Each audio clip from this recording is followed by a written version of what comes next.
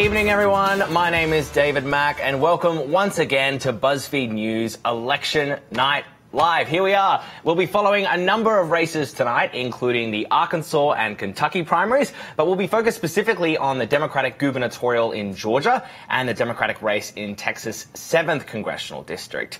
Here to help me, as always, break it all down is BuzzFeed News political editor Catherine Miller and Brandon Finnegan, founder and director of election results company Decision Desk HQ. Welcome, guys. You pumped? Yes, it's good to be back in New York to cover elections again. Here we go again. It begins. Throughout the course of the evening, we'll be delivering real-time results and speaking with our reporters on the ground and, of course, speaking with you. We're simulcasting tonight on Twitter, Facebook, YouTube, and Twitch. So please don't forget to join in the conversation by tweeting at us using the hashtag BFElection, or writing your questions in the comment section of whichever platform you're watching on. Now, polls have already closed in Kentucky, and we've got about 30 minutes or so until Georgia polls close. So, Brandon, what are you on the lookout for tonight? I suppose we should talk straight away about Kentucky if you've already got results. We have some results in already for Kentucky. So we have about... This is the race, to be clear, Catherine set up. Which race are we talking about? If you recall, there was an ad that went very viral last year with it was a YouTube ad with a woman who was a pilot talking about that. This is her. Amy McGrath. Yes. Amy McGrath. She's running against Jim Gray, who's not the NBA analyst. No, he's the mayor. To be clear, he's the mayor of Lexington, Kentucky. They are running against each other. Both of them pretty considered to be strong candidates, but it's one of these races where Democrats think they could potentially pick up the seat. Results. Okay. Sorry. So to jump into that, the lion's share of results we have at this point are actually out of Fayette County, which is Lexington, which is, of course, going to be Gray's base. In that county alone, he has about a 1,600 vote lead, which accounts for most of his lead anyway, district-wide. He is currently leading Amy McGrath about 5,500 votes to about 4,100 votes in the district. That's about a 13% lead. He is trailing her in Franklin, which is, oh my God, how can I not remember where Frankfort? That's Frankfort, Kentucky, I think. Yes, Frankfort. That sounds right. The county? That sounds right. Yeah, Franklin, in Franklin County, she's winning in Franklin County. She's also leading in Madison County, which is a suburban county, a little bit suburban county, just south of Lexington. We're waiting on more rural counties to also kick in to see if she has a lot of support the further and further you move away from Lexington.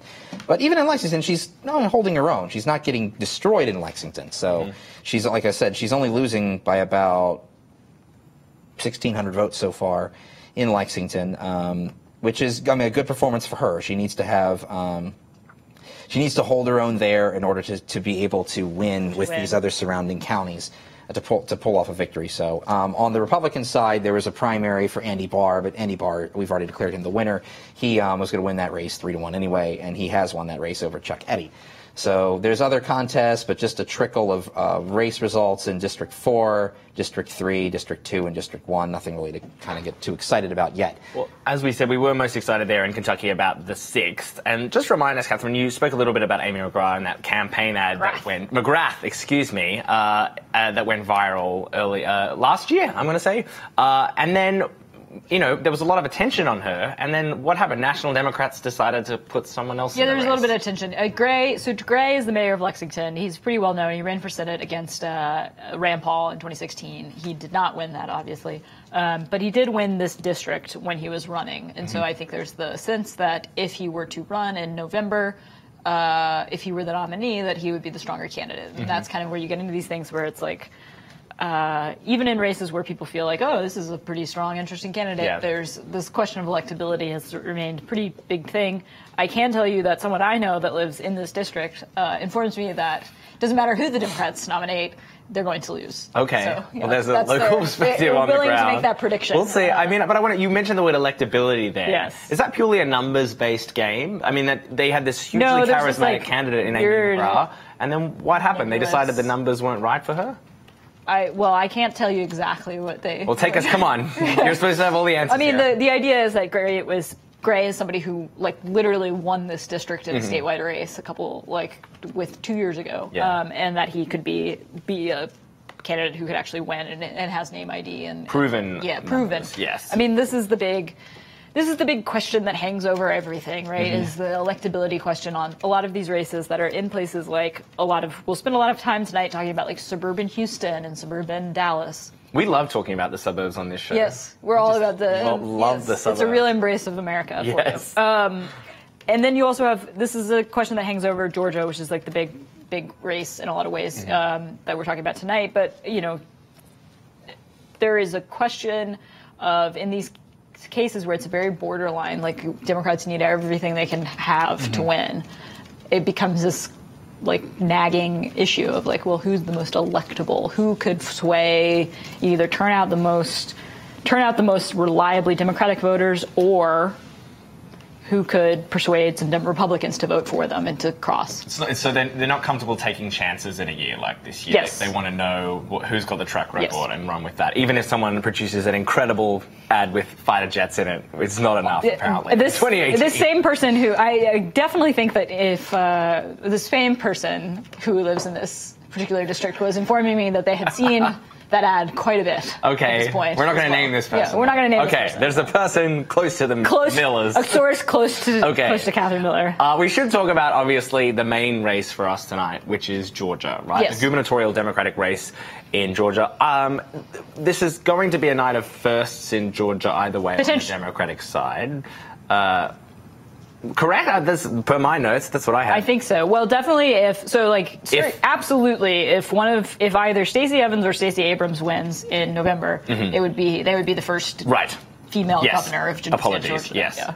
But we're looking potentially at the first female black nominee in this state for the gubernatorial race, and as you said, the first potential African-American woman to be governor ever in the country, which is a kind of sad state of affairs, but a very exciting possibility for the African-American community. Is the support behind her tonight? I mean, the sense is that Abrams has been ahead in the polling, and that she is somebody with a lot of name recognition in general. It came in, she was the minority leader of the Georgia House, and that she's a pretty strong candidate with a lot of national backing from, like Bernie Sanders to Hillary Clinton. Like, basically, if there's a national person that could be involved, or group could be involved in Democratic politics, they've probably backed Stacey Abrams in this race. It seems to look good for that thing, but it has been this interesting thing. You have two candidates, and there's been a lot of this, like the race of the Staceys. The Staceys. Abrams has a real sense of how she wants to run, and do you have results from Kentucky? I have more results out of Kentucky. We're going to talk a lot about Georgia, so let's hear what we can do some. We will interrupt to get now to with more and more Fayette coming in. We have 100 precincts, so a third of Fayette County is already reported, which is great. I mean, 38 minutes in, a third of that county is in, and that takes forever. So, indeed, I would say nice as well. Gray has now a 2,000 vote lead, mainly because of Fayette, but we still need to wait on about Fayette. Quite a few counties. We have Madison reporting, Franklin County reporting, Fayette County reporting, Bourbon County reporting, in which it was a tie between, at least in the early vote, McGrath and Jim Gray. That's not what McGrath would want to see out of some of these other counties. He's going to want to see wins racked up as the further you go out, like we said just a couple minutes ago. Kind of interrupting you, though, about Georgia. Let's go. We had a poll that came out that showed Abrams way up. And to me, it kind of, Abrams seems to be more in touch with what the loyal Democratic base is going to be in Georgia. Yes. It's just from the jump. These are the voters that are going to vote Democratic every single time. And her strategy has been, let's increase their numbers, let's register them, let's do that. Yes. So her strategy from the get-go, and she's going into the primary, was to get these voters turned out, active, and ready.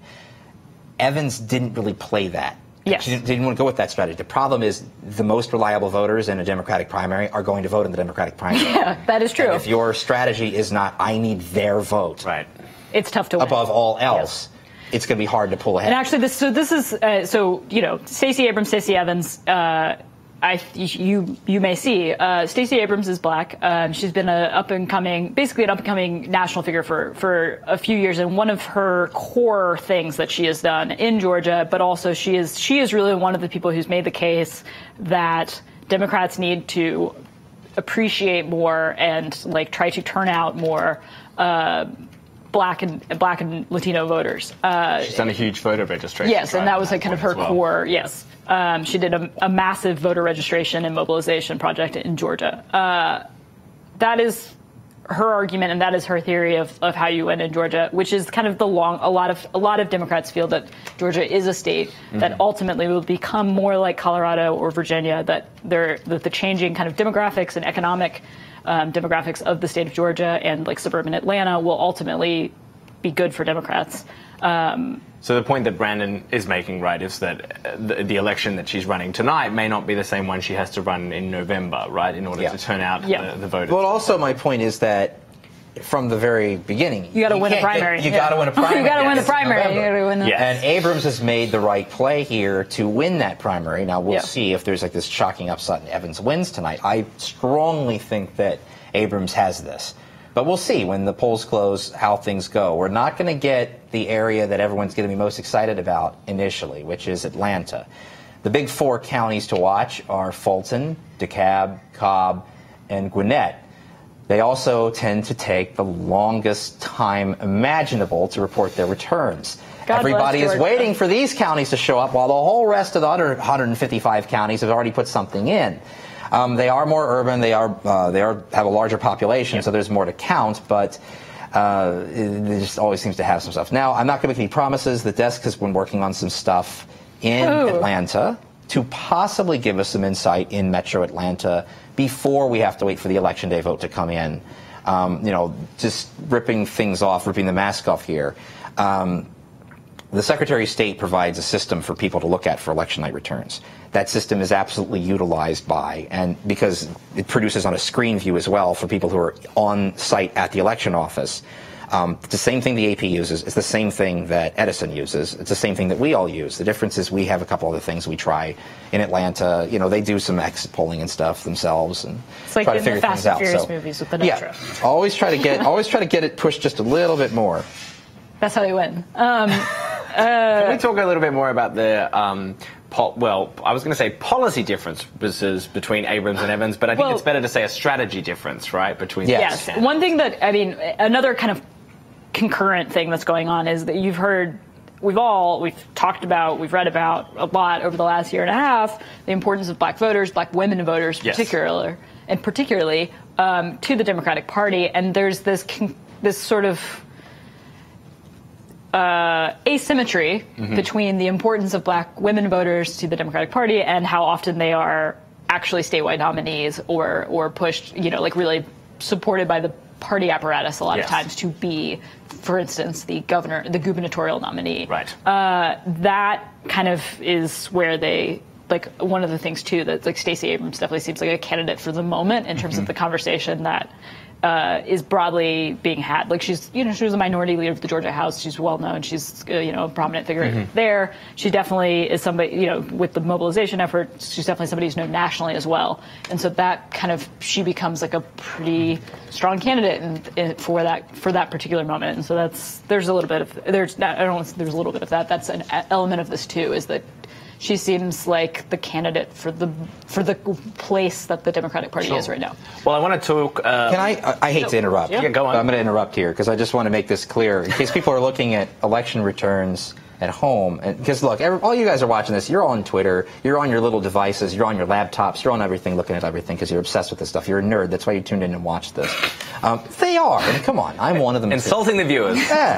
Great television strategy. But if you are at home watching obsessively other outlets covering these contests in Kentucky, if you're looking right now at the Kentucky feed for, say, newspapers that are using the Associated Press, I want to reiterate this. There's nothing screwy here. They have a different count than we have because we have different systems by which we obtain the returns.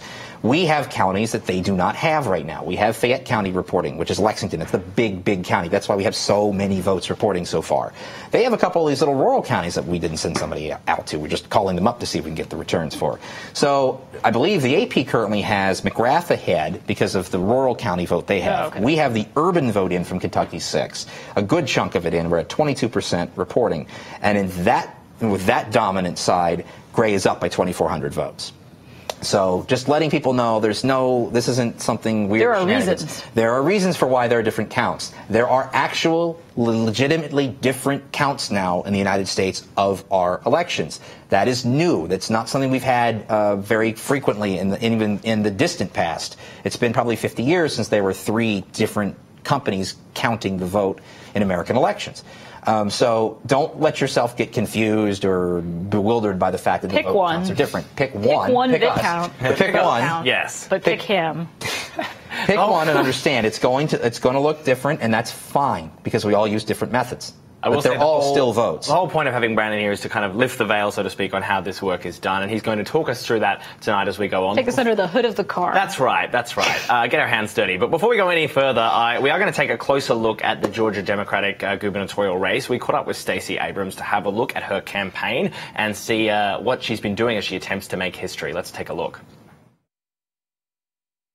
Humbled by the possibility of being the first black woman ever elected to serve as governor in the United States. Being an African American woman is incredibly important to me.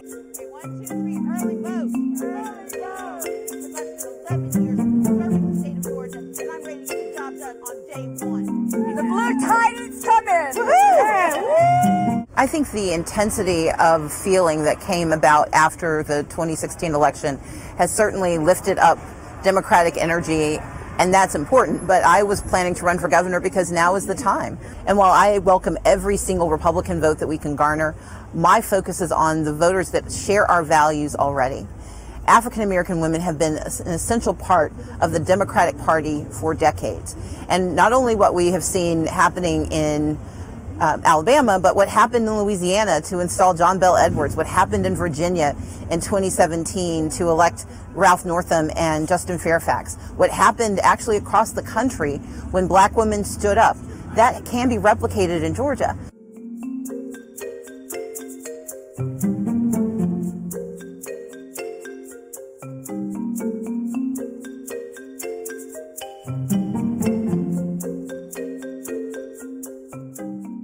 My mission is to engage every single voter.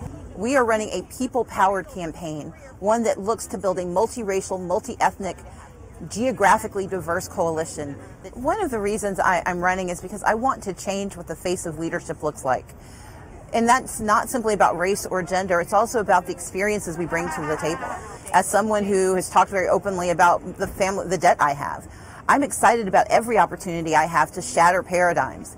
I grew up in a working poor family that struggled to make ends meet despite getting the education that they were told they needed to have to move forward.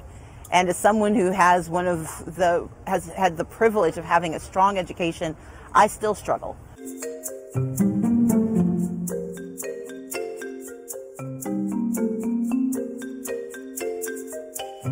I am very proud of my capacity to help take care of my parents and my niece who they're raising, my grandmother who lives with them.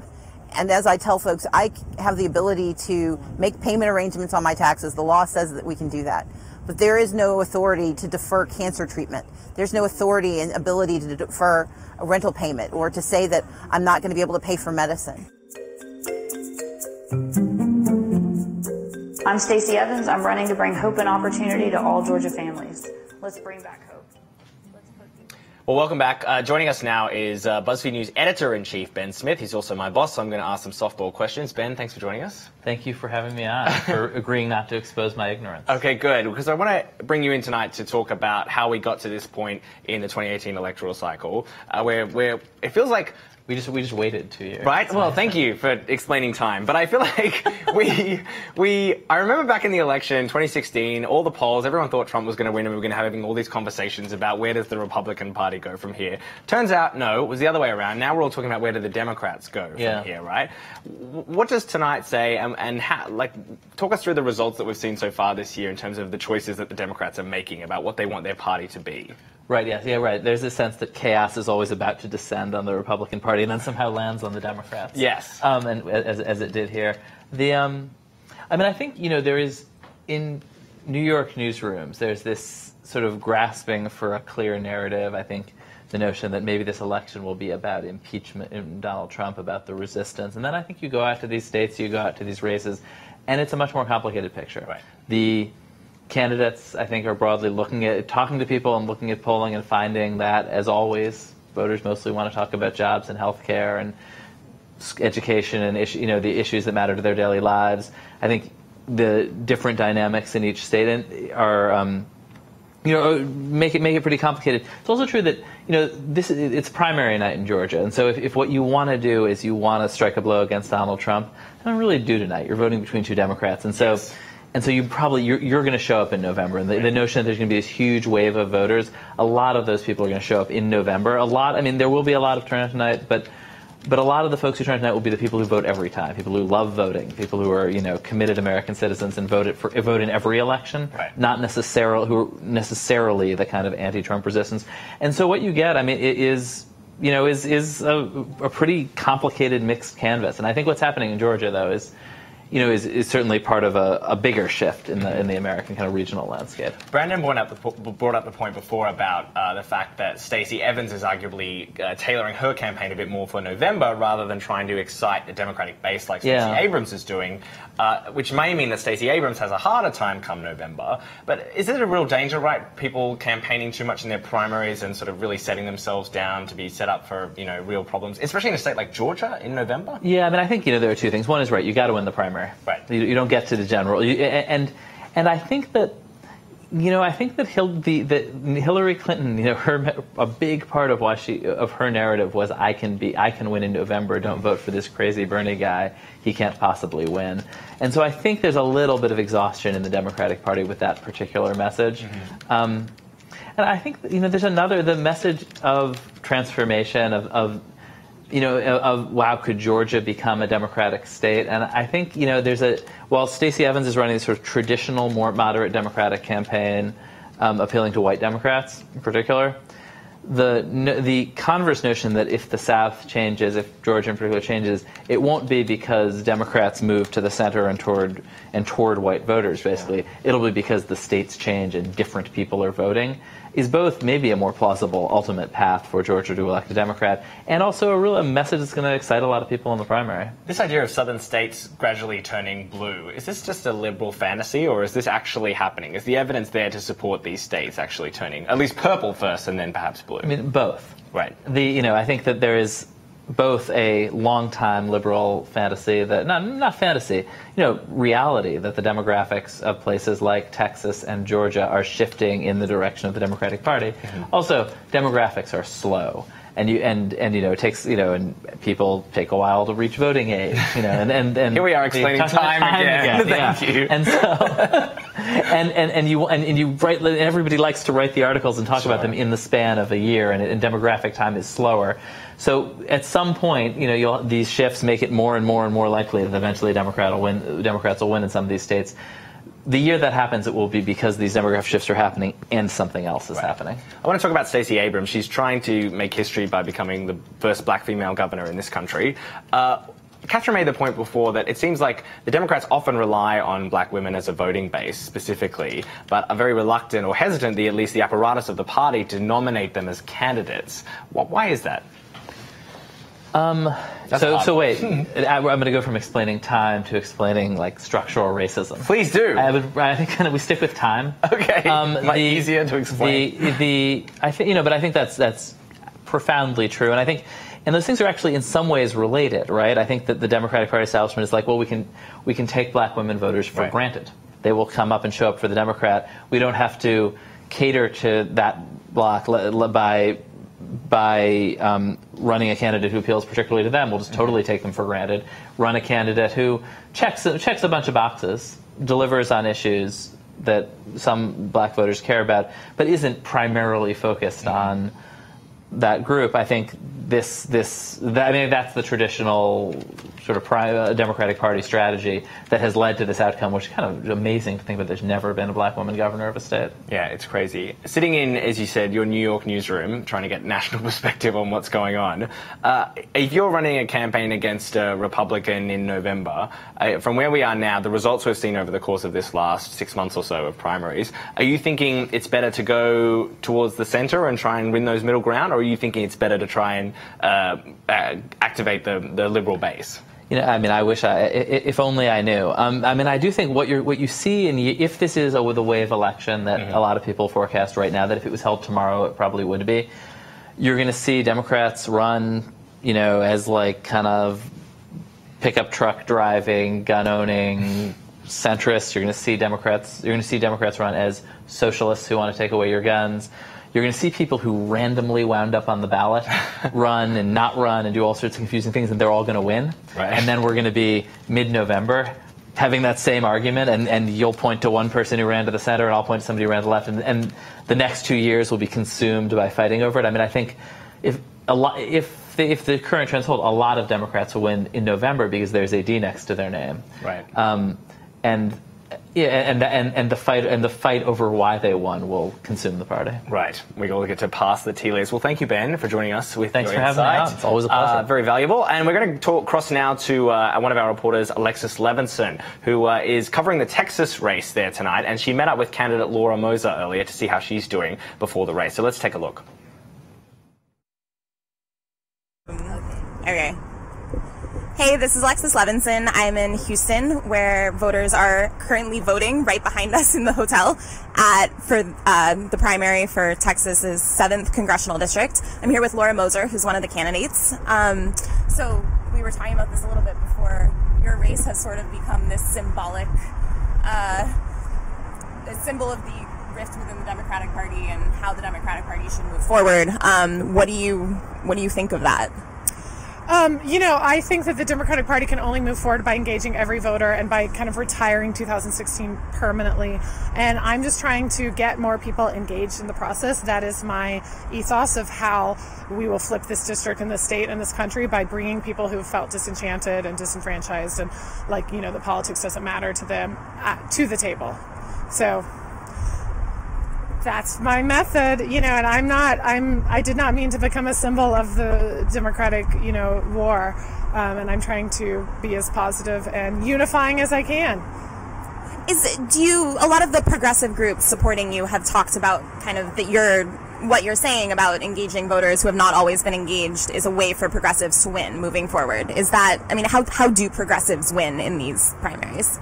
Well, I will say we've tried the other thing of hedging on the important topics and trying to kind of please everyone by being less bad than the other guy. I think we win by talking about the issues that we have majority mainstream support, like healthcare is a human right. We need gun reform. Climate change is real and threatening. All of these things. Social Security is good. There's a huge laundry list of principles that I think are popular and mainstream, and I think Democrats will win by owning them and saying, not backing away from those values. Why vote for you as opposed to your opponent? What's the difference? Is it substance? Is it style? What? I mean, there's certainly both, but I think the main thing is, how do you win as a Democrat? And for me, I think it is engaging new voters. It is getting people excited to vote again. It is telling them that their vote matters and that showing up, even in this rigged system. I mean, Texas makes it so hard for Democrats to win. The shape of the district, the difficulty of registering voters, the precincts that change the night before voting. It's very hard to have your voice count, but the only way to do it is to show up. And I'm the person who's really talking to those voters and trying to bring them to the table. Do the results tonight, I know you said you don't want to be a symbol, but do the results tonight say anything about what the future of the Democratic Party holds? I don't think so. Each race is different. Each race is local. I'm really proud of the race I've run. I have run it a very positive race, even in light of all of the attacks, both nationally and locally, on me. And I've been outspent by a lot, both, nationally and locally. And we'll see. If we do win, it's a very exciting, people should be aware of the things I'm fighting for and how that could actually engage new voters. And if I don't win, then I've still fought a really good fight. A good, pleasant fight. That's... When the unpleasantries came when the DCCC attacked you in the primary, which is, we're now in the runoff, that was the primary. What do you want if you win tonight, do you want their support in the general election? Of course. I'm a Democrat. I never attacked them. I'm a proud Texas Democrat for many, fifth generation Texan. We've always been Democrats. I believe in the Democratic Party. I would love their support. If you don't win tonight, how important is it for Democrats to be unified, and would you back your opponent in the general election? Of course. It's very important to defeat John Culberson, and I will do everything within my power to make that happen. One of the things that's come up in this race has been that you moved from D.C. shortly before you started running. If you don't win tonight, will you move back to D.C.? Will you stay in Houston? I will stay in Houston. We own a house. We were in D.C. because my husband worked for President Obama, and he started a company with other Obama alums, and now he's able to work wherever, which was, not everyone gets to choose where they live, and now we're in a place where we can live here, and we're excited. And our kids are very happy in their schools, and it's very nice having my parents down the block, and this is my home, so very happy to be here. Fletcher. Well, that's Alexis Levinson asking Texas candidate Laura Moser the tough questions. It's fair to say that one. I'm back. You're back. Yeah, we're all back. Polls have officially closed, though, because it's 7 p.m. So that's polls closed in Georgia. Now, while we wait for the first results to come in, we're going to talk some more about just generally the race, if you're just joining us tonight. About Georgia? About Georgia. We're going to talk about the what each of these candidates represent at least on the national level for Democrats. It's not so much a policy difference, is it, Catherine? It's more of a kind of strategy difference. Yeah, I mean, there is a policy frame for the whole thing, which is that Stacey Abrams has campaigned quite heavily on the Hope Scholarship, which has some sort of... We should explain this Hope Scholarship. Yeah. This is a local issue that I think it's important for the national audience. So in Georgia, starting in the 1990s, if you had a B average and I think a certain SAT score, but maybe not. Basically, the point is if you did, good but not amazing in high school, they would pay for your college tuition at state schools. Right. That eventually became very expensive, and so they pared back, and it was insolvent in 2011. It was funded by the Georgia Lottery, which they established for the scholarship. In 2011, they reworked the whole thing. Stacey Abrams led the negotiations, as you do if you are the minority leader of the Georgia House. Stacey Abrams has criticized that quite heavily. She was sort of like, if there were an intended student for this thing, she grew up very poor. Yes. She grew up academically motivated, worked hard and such, but wasn't like a valedictorian. Right. Ended up going to school, and scholarship has succeeded in life. There's a lot of intricacies with the whole thing. A lot of, especially left-leaning and more liberal education experts say it really doesn't serve the people it was supposed to. It really serves white, upper middle class, more middle class, affluent kind of people in general, because they take advantage of it, a scholarship to go to the University of Georgia or whatever. The politics of that are kind of interesting and sort of relevant for this whole free college debate that there has been on the left. But that's kind of like the core. She's basically run basically that has been her campaign. She wants to restore the scholarship the way it was. In general, Stacey Abrams has done actually quite a bit. I mean, has obviously campaigned for black voters too, and is actually backed by a fair number of black political leaders in the state. But the thinking there, the sort of thinking in a Stacey Abrams candidacy in a general election would be that she would be able to flip some suburban voters who don't like Trump. Right. I thought it was interesting in the Stacey Abrams attack ad on the Hope issue. It was a black female student she had front and center of that ad as well. So you're right. She's still going after the black voters. Yes, she's not at all conceding that. In 2016 in Georgia, the presidential primary. So a slightly different thing because it's a presidential primary. People care a lot. But, I mean, that electorate was, I believe, 51% black voters, comprised of 51% black voters. It's, the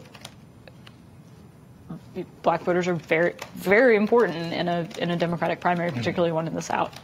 And that, they decide the election. Yes, you can't concede them. I mean...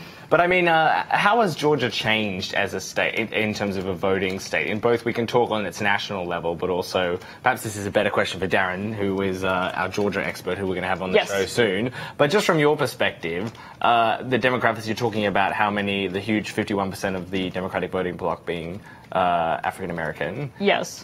Is that a new trend, or is that something we've seen for a while in Georgia? Well, I mean, black voters are always really important in a state like Georgia. Something that has changed quite a bit in the last 15 years in Georgia is you definitely have an influx of Latino voters, Asian voters. Atlanta, the suburbs. Atlanta has been, exploding growth. Yes. It's a booming city. Young the suburbs, yes, young voters. Yes. I'm sure do you know somebody who lives in Atlanta? I've seen the new Queer Eye. That's set in Atlanta. Yeah, there you go. That tells you everything you need to know, right? There you go. And that's sort of changed the makeup of the thing. It's also, we're kind of getting into this, it's like if Stacey Abrams or Stacey Evans were to win in November, it would be the first Democrat who's won there statewide since 1999. It's a different party. This kind of that discussion we had when we were doing it in Alabama Live, which is different kinds of Democrats were running for a long time in the South. This is not that. This is more like the future of what you think of as Democrats in terms of definitely a more diverse electorate, a more, Stacey Abrams, Stacey Evans have both actually run as pretty progressive, pretty liberal candidates.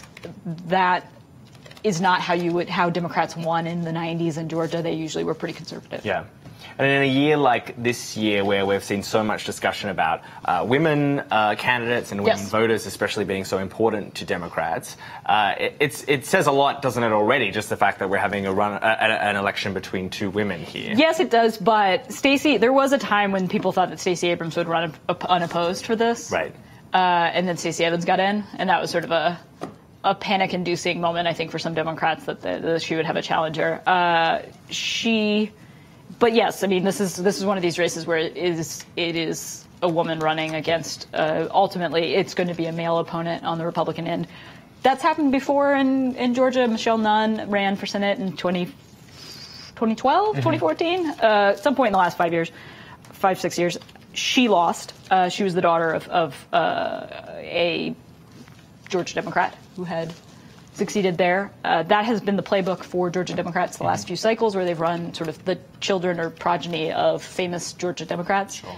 They haven't been successful. This would definitely, either way, actually, because Stacey Evans is not necessarily a known entity. Right. Either way, this would be a different kind of candidate, especially if it's Stacey Abrams. Do you have results? Well, we don't have results still. We're looking at Kentucky 6 still in the background, which has tightened up considerably, even though Fayette County is reporting this is the race between, we'll just set up the context again. This is the race between Amy McGrath and Jim Gray. That race has actually tightened up as other counties have started to report their returns in. Right. So just as an update on that, for those looking, we now have Gray up by only 3% of the vote, with 54% of the vote reporting. So let's come over to our map tonight, because we're going to need to familiarize ourselves with some really big counties. Big by population, not big by size, big by population. They're all here, the Atlanta metro area. Now, those of you who watch Georgia 6 should be familiar with 3 of them: Cobb County, DeKalb County, and of course Fulton County, which has Atlanta. But let's throw another one into the mix here, a majorly and until recently pretty Republican suburban county, Gwinnett County. These are going to cast a majority of the vote, probably a majority of the vote in the Democratic primary tonight. Those 4 counties. Pretty much everything else in the state, you're talking maybe 1,000 votes a county, 1,200 votes a county at best. But we're going to be really focusing on these areas. Now, as I alluded to earlier in the broadcast, we are doing something slightly different in a few areas of DeKalb, Fulton, Cobb, and possibly Gwinnett tonight, where we might be able to get at least some of the Election Day vote in before we would all be seeing it collectively from the Secretary of State. But we'll have to wait and see. It's just a waiting game right now for initial returns. But we do have, let's just repeat those results as we come back here to us from the Kentucky 6. This is Amy McGrath and Jim McGrath, rather. Excuse me, I'm Australian, we say McGrath, and Jim Gray. That's how you pronounce McGrath? Well, there's a very big real estate company called McGrath Real Estate. So just in my mind, I'm like McGrath, sorry. McGrath. TH, yeah. McGrath. She's the fighter pilot with the amazing ad versus the former mayor of Lexington. And Brandon, just remind us, what are the results at the moment in that race? To pop back over to that, we are currently looking at 56%. Oh, just updated again. 56% of the vote is in, and Jim Gray is down to an 1,800 vote lead now. And how many votes cast? And that is out of 51,000 votes cast. Oh, wow, that's pretty a lot. big. Yeah, that's a lot for a primary. But then remember also, Kentucky's a state that we think of it as a Republican state, but it still has a majority Democratic voter registration. Right. So, whereas Miles Coleman, who works for me at the desk and makes up maps, likes to always talk about the ancestral Dems, who came through for the Democrats in Pennsylvania 18. Ancestral Dems. Ancestral Dems. That is with quite a few counties now reporting in the district. That's with a total of 1, 2, 3, 4, 5, 6, about 6 counties out of 19 reporting. Most of the tiny rural counties, we still don't have anything. So is it going to be yet. tight, or? Oh, this looks tight because in this respect, having all these votes in now from Fayette lets us realize as long as there's enough excitement for McGrath out in the rural areas, she could win this primary because his base is practically done reporting. We have 88% of Fayette County already in. There's not going to be that much more vote to pile in for Gray out of Fayette. So the question is, how does the rest of the larger counties, how do they play out? How does Franklin, which is nearly all done, Madison, which is nearly all done, Bourbon, which is still trickling in, Powell, Scott, there's still a couple larger counties that are out. I'd like to see how they go. Jessamine, which is just a fraction of Jessamine County. How do they go? I suspect they're all going to be going to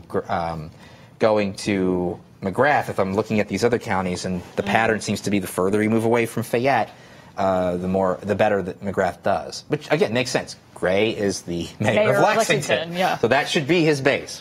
Well, we've been talking tonight, obviously, about Kentucky. We've been talking about Georgia. But Catherine, I want to talk about Texas because we've also got Alexis in Houston tonight, as we just saw. Yes. What are we interested in Texas tonight? Why are we interested in Texas? So we got those runoffs for Democrats. There's a couple runoffs in the state for Republicans, but primarily interested in some of these Democratic runoffs. The suburbs of Houston and Dallas, those seats are areas where Hillary Clinton beat Donald Trump in 2016, and Democrats feel like with the right candidate and the right series of weather patterns, perhaps they could take those. Pete Sessions is one of them. The really usually Republican districts is the thing.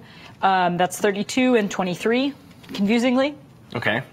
I'll try to keep track. Yeah, so don't bother with that. And then there's also this Will Hurd, who's a Republican representative, who's pushed pretty hard on who's one of these Republicans who's pushed pretty hard on immigration in the more, I guess, liberal sense of immigration policy, how we would probably think of it now. That district has flipped quite a bit. It's in Southwest Texas. That district is also, there's a runoff tonight in that district between kind of more of a Bernie-aligned candidate, Rick Trevino, and a former Air Force pilot, Gina Ortiz Jones. That could be a potential pick. That one could be pretty interesting this year because it's a tough thing if you are a Republican who wants an immigration package that's the opposite of what Donald Trump wants. That's a tough thing to be in 2018, or just any time, I think, probably over the last 2 years. But Will Hurd, I think, is probably feeling that pretty heavily. And he managed to keep his seat in 2016, but will be a big target this year. Talk me through, you mentioned already that these were areas that voted for Clinton in the election, yes, that have voted for their local Republican representative for yes, the House.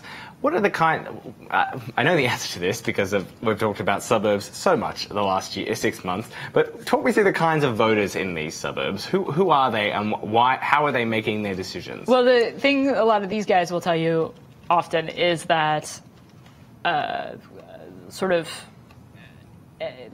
people who, there was a real distinction, and we get into this thing where it's like neither one of us really like this idea that you're more educated if you have a college degree. That seems like nonsense to us.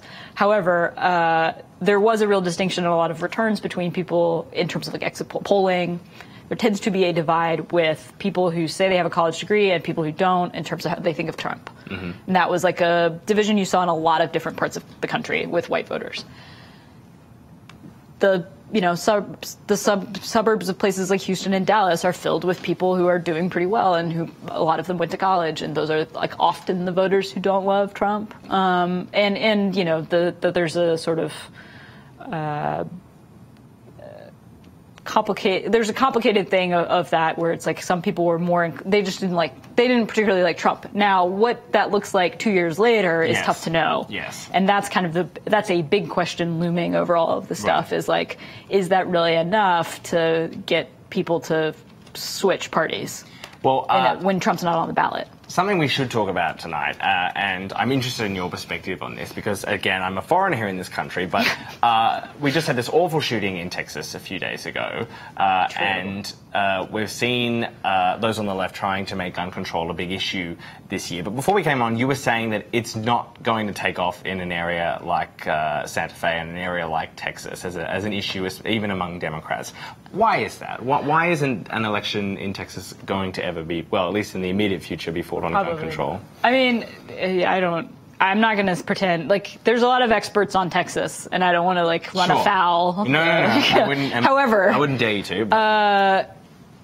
One thing that's come up a couple times, and this could be different this time around, is traditionally it is not all that successful an electoral strategy to run on gun control. In most regions of the country. In Texas? In Texas especially, yeah. Texas in the South. Do that. It's a dicey proposition. I mean, mostly because it's just part of the idea of gun rights is very embedded in American culture, especially in different regional parts of the country, like Texas. Yes. Well, and there's actually, not to be like, and there's a New York Times story that you should read, but there's a New York Times story today about there was that shooting in Kentucky last year, or maybe I guess it was earlier this year, in a rural part of Kentucky. There are some students at that school and in that area who have kind of also joined the sort of gun control movement that a lot of these teens have, and they talk about how it's like a lot tougher for them to do that, and they feel pretty isolated about it, and it's just a very different thing because it's just guns are much more like ingrained in the culture, and so it's a more complicated thing, and it just sort of it's an interesting piece.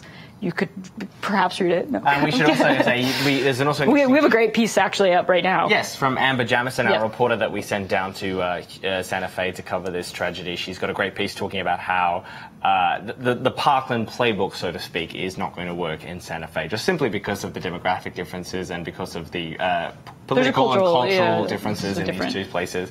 So we're not expecting that to be... It's a vast and diverse country that we live in. We're not expecting that to be a voting issue tonight. But what issues are important then to these local people? Well, we're talking with Alexis. A big issue in Houston is around flood infrastructure. Yes. Obviously. I mean, it may not surprise you to learn. Since last year. Flood infrastructure is a big issue in Houston right now. One of the big questions is going to be, Brandon and I were talking about this before we got on here tonight, is, the generic ballot, which is like when they just sort of like, do you want Republican or Democrat? Yes. If you had to vote today, what do you want? Has really tightened up last couple months, and there's no real good consensus on why that is, and it's sort of, it's mysterious. It's not like I'll be able to be like, this is why people's minds have changed in the aggregate. One of the aspects could be that the economy is doing pretty well, and people attribute that kind of to Trump. And you could have a very vast and like probably anger-inducing debate about whether that should be attributed to Trump or not. But that tends to be a big thing. Brandon, have you been following the generic ballot shifts as well as they've been taking place the last couple of months? And what have you made of them? I have, and it's still really early to tell, but the Republicans have made some ground with regards to the generic ballot. Of course, it also depends on which mix of pollsters happen to be releasing at any one given time. Yes. That seems to have a little bit of an effect with causing it to bounce up and down.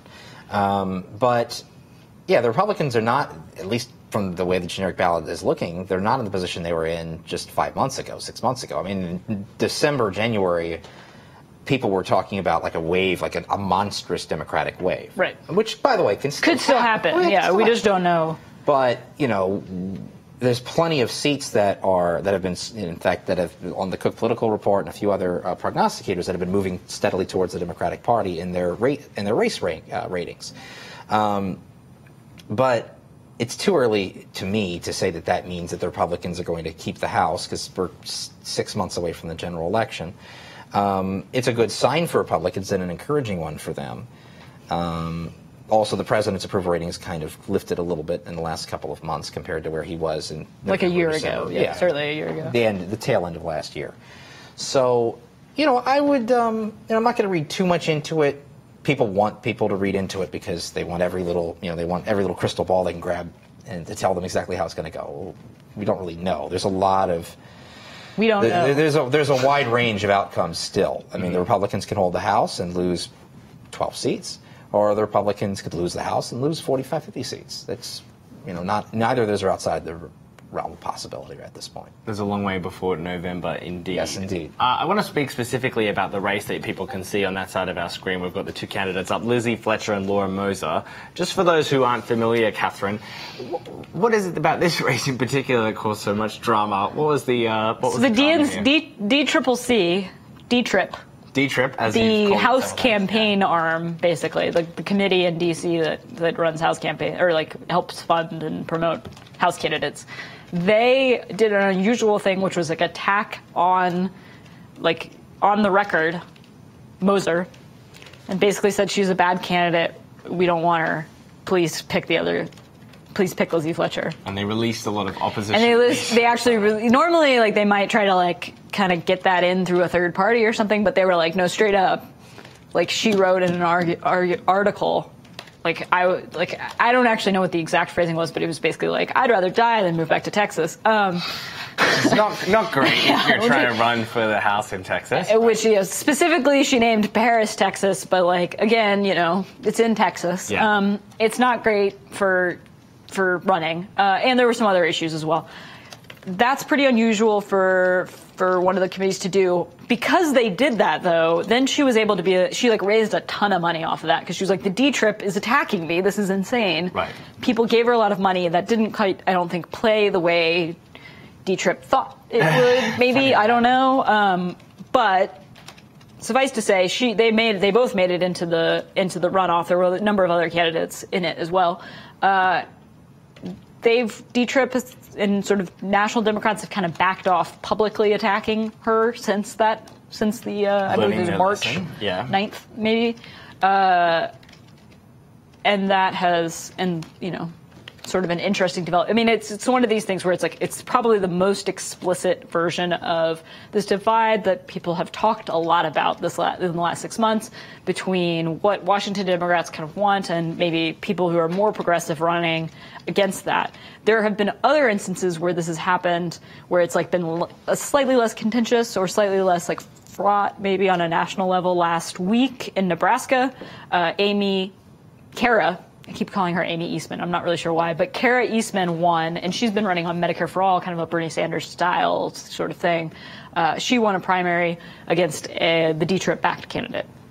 So that's, in that one, basically everyone survived without anger or sadness or public recriminations. And it's funny, though, you say that she ran, Moser was able to, in the last campaign, make a big statement of sort of campaigning against an establishment enemy, so to speak. And she's kind of been without that here in this race, hasn't she? As they pulled away, she doesn't have the enemy to campaign against. It's much, and that makes it tougher, I think, this is sort of kind of concurrently, one of the interesting things the last few months is how do you do a lot of this stuff now as sort of the media changes, as fundraising changes? One of the things Sanders really preached in 2016 was raising money without PACs and that sort of thing. Mm-hmm. Part of that appeal was, I'm the only one who's not raising money from PACs. I'm not raising money from Wall Street donors. You can count on me. I'm just taking it from the people, and we're putting it right back into the thing.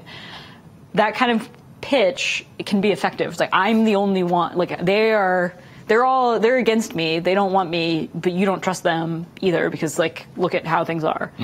that can work. Look at the state of play. Yeah. How she is backed by Our Revolution, though. Yes. Bernie Sanders group, and let's talk about them a little bit more generally, because they've also endorsed in Georgia as well. Stacey Abrams as well, but they haven't had the best track record this. No, season, that's true. What is the national? This is still a relatively newish group since Sanders came along. Yes. How have they done? Well, have they done a good job at establishing themselves, I guess is what I'm trying to ask. Well, this is one of the complicated things. Is actually so far a lot of more the most liberal progressive candidates haven't necessarily won a ton of primaries. We also haven't had a ton of primaries. Like, they backed Kucinich. He didn't do all that great in Ohio against Rich Cordray. Right. Rich Cordray, pretty liberal, though. So, I mean, it's tough to take away so much. Our Rev has struggled. They haven't necessarily struggled in terms of backing. Some of the candidates they've backed have not, prevailed, basically. Right. They haven't had like a signature win yet, basically. We have some initial results for Georgia. First results out of Georgia. So let's take a look. Which county are we going to? There are a lot of them. Well, while Brandon brings those up, I'm just going to remind you all to please make sure to keep commenting in the comment section of whatever platform you're watching. You can also tweet us using the hashtag BFElection. So we're on Facebook, YouTube, Twitter, and Twitch tonight. So you can leave any questions or comments that you have in the comment section of your platform. But Brandon was promising some results, and he damn well better deliver. Brandon, what have you got? He's busy, clearly. All right, so we got some initial results out of way down south in Georgia. So let me pull Georgia up on my system. And with just a few counties in. This is 2 counties so far. 564 votes. And it looks like the early vote so far. So we're going to cut over to our map here for Georgia. And this is going to start filling in. So Stacey Abrams is up on the leaderboard. She is winning Brooks County's early vote. Now, again, I want to stress this. You're going to see for a while a lot of 0% reporting in Georgia. The early vote reports first in most of these counties in Georgia. As a result, there are no active precincts reporting, but there are votes to report. So don't let that trip you up. But in Brooks County, she has a commanding 3-1 lead, and in Brantley County, a slightly less commanding lead of just 23 points. These are just 2 counties out of 159 across Georgia. We will see what the rest happens to show us for this contest. It's still very early, but nice to have some returns this early. So polls officially only closed about 25 minutes ago. So we're still making sure that we are following those results. So there you go. The first early results coming in from Texas. We've also seen a very close race tonight in the Kentucky 6 between Amy McGrath and Jim Gray, the former Lexington mayor in Kentucky. We're following that race as well. And of course, nothing yet out of Texas, but we will be there. Of course, we have reporters tonight in Atlanta at Stacey Abrams' party. Darren Sands is there. And we also have Alexis Levinson tonight in Houston following the Texas 7th, correct? That's the right number. I'm doing all this from memory. I'm pretty proud of that. There are a lot of districts in the state of Texas. I mean, let's talk about. It's like California. We're not doing California, but if we were, it's like a billion. Yeah. California's a lot, but let's talk about Texas. When we had Ben on before, we were asking about whether or not it's a liberal sort of pipe dream that pretty soon these places, these Florida and Texases and Georgias, are all going to be bright blue, and all we have to do is wait our turn for that to come, and then the government's ours. But is that actually happening, or is that going to happen? Well, listen, a big deal here with the Texas stuff is there are pretty significant demographic changes that have been going on. One thing that is relevant to this whole thing, right, is that, it's like this is the conversation around Beto O'Rourke, and could Beto O'Rourke win against Ted Cruz? He's not in a runoff tonight because he won more than 50% of the vote. Yes. When the primary happened in March. One of the things about that race, though, is one of the other Democratic challengers had a Hispanic surname, and she managed to, despite Beto O'Rourke doing quite a bit of campaigning, she managed to win a lot of the southwestern counties in Texas in that Democratic primary, and that's sort of that's kind of relevant for the Stacey Abrams thing, which is like Beto O'Rourke's a very charismatic young candidate. Mm-hmm. A lot of people want to see representation, in the party, in the Democratic Party, and want to see people who they can identify with as candidates, and that's certainly true. I hate to interrupt you, but I have an update for Kentucky 6. We are waiting on 2 more counties to start to report, but we are starting to lean pretty heavily towards Amy McGrath winning over Jim Gray. We're not quite ready to call it for her, but she has now a 1,500 vote lead and widening as the rural counties now are coming in. We have 4 for My Mercy. It's at 68% precincts reporting, not All right. the other numbers. So I'm happy about that. With 68% of the results in, McGrath has about a 1,500 vote lead. I don't know what she's winning in Anderson County, Bath County, Bourbon County. The only county that she's Bourbon really County? losing in is Fayette, which makes sense because of Lexington. Lexington is nearly done. There is another 25 precincts left to report in all of Lexington. Unless they're really heavy and he pulls off a win in either Jessamine or Scott, this is over. But we still want to wait just a bit before we call it for. Well, on that subject, have some updates from my Kentucky source, who says the general consensus is Jim Gray just sort of overexposed, sort of tired of the shtick. And Amy McGrath's ads are very, very effective. That was a great ad. Like everyone here is like, that Amy McGrath is like whatever, but damn, she makes a good commercial. Or they like her, of course, to begin with. I will say. Also, on a more important note, his wife just got mini drumsticks from the grocery store and they're killer. So. As in your like ice your cream. My source's wife. My source's wife. Not Jim not Jim Gray's wife. Okay. That ad though. Let's talk about this ad because it's a real way to break through in the national conversation. She got national attention for this ad. What was this ad? Well, she's just.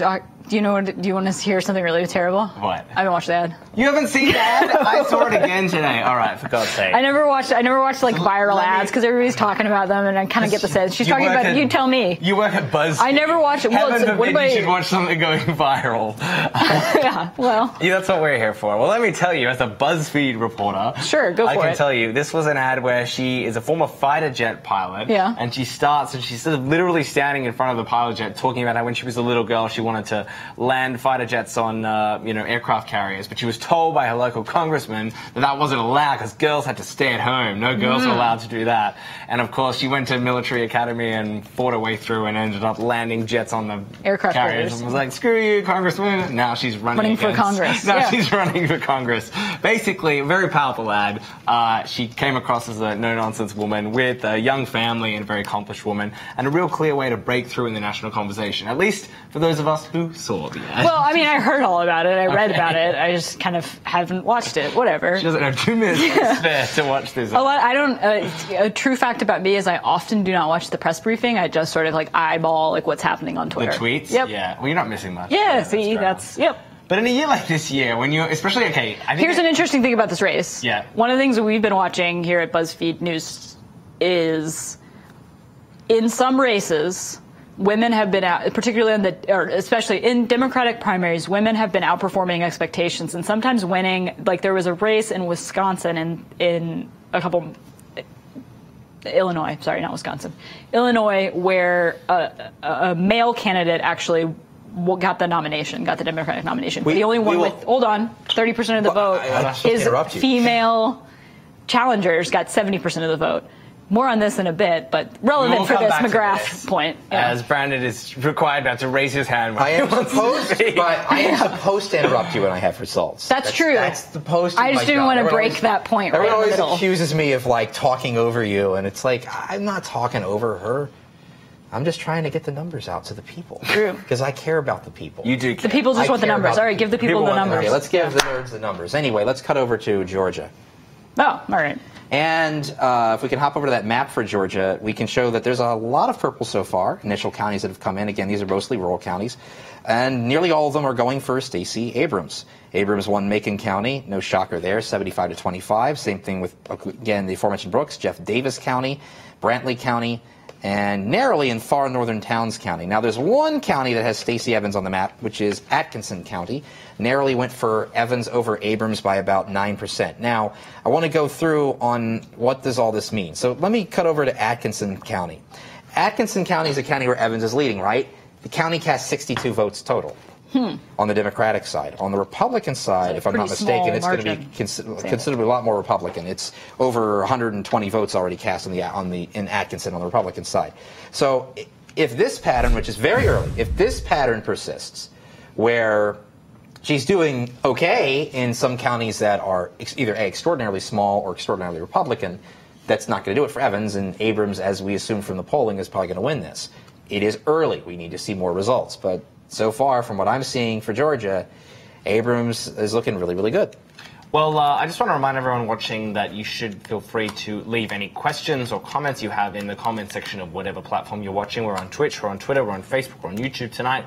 And with one of those, we have a question on Twitch tonight from @Megapunks, who's asking Catherine, what are the differences in these candidates? I'm assuming that we're talking about Stacey Abrams and Stacey Evans.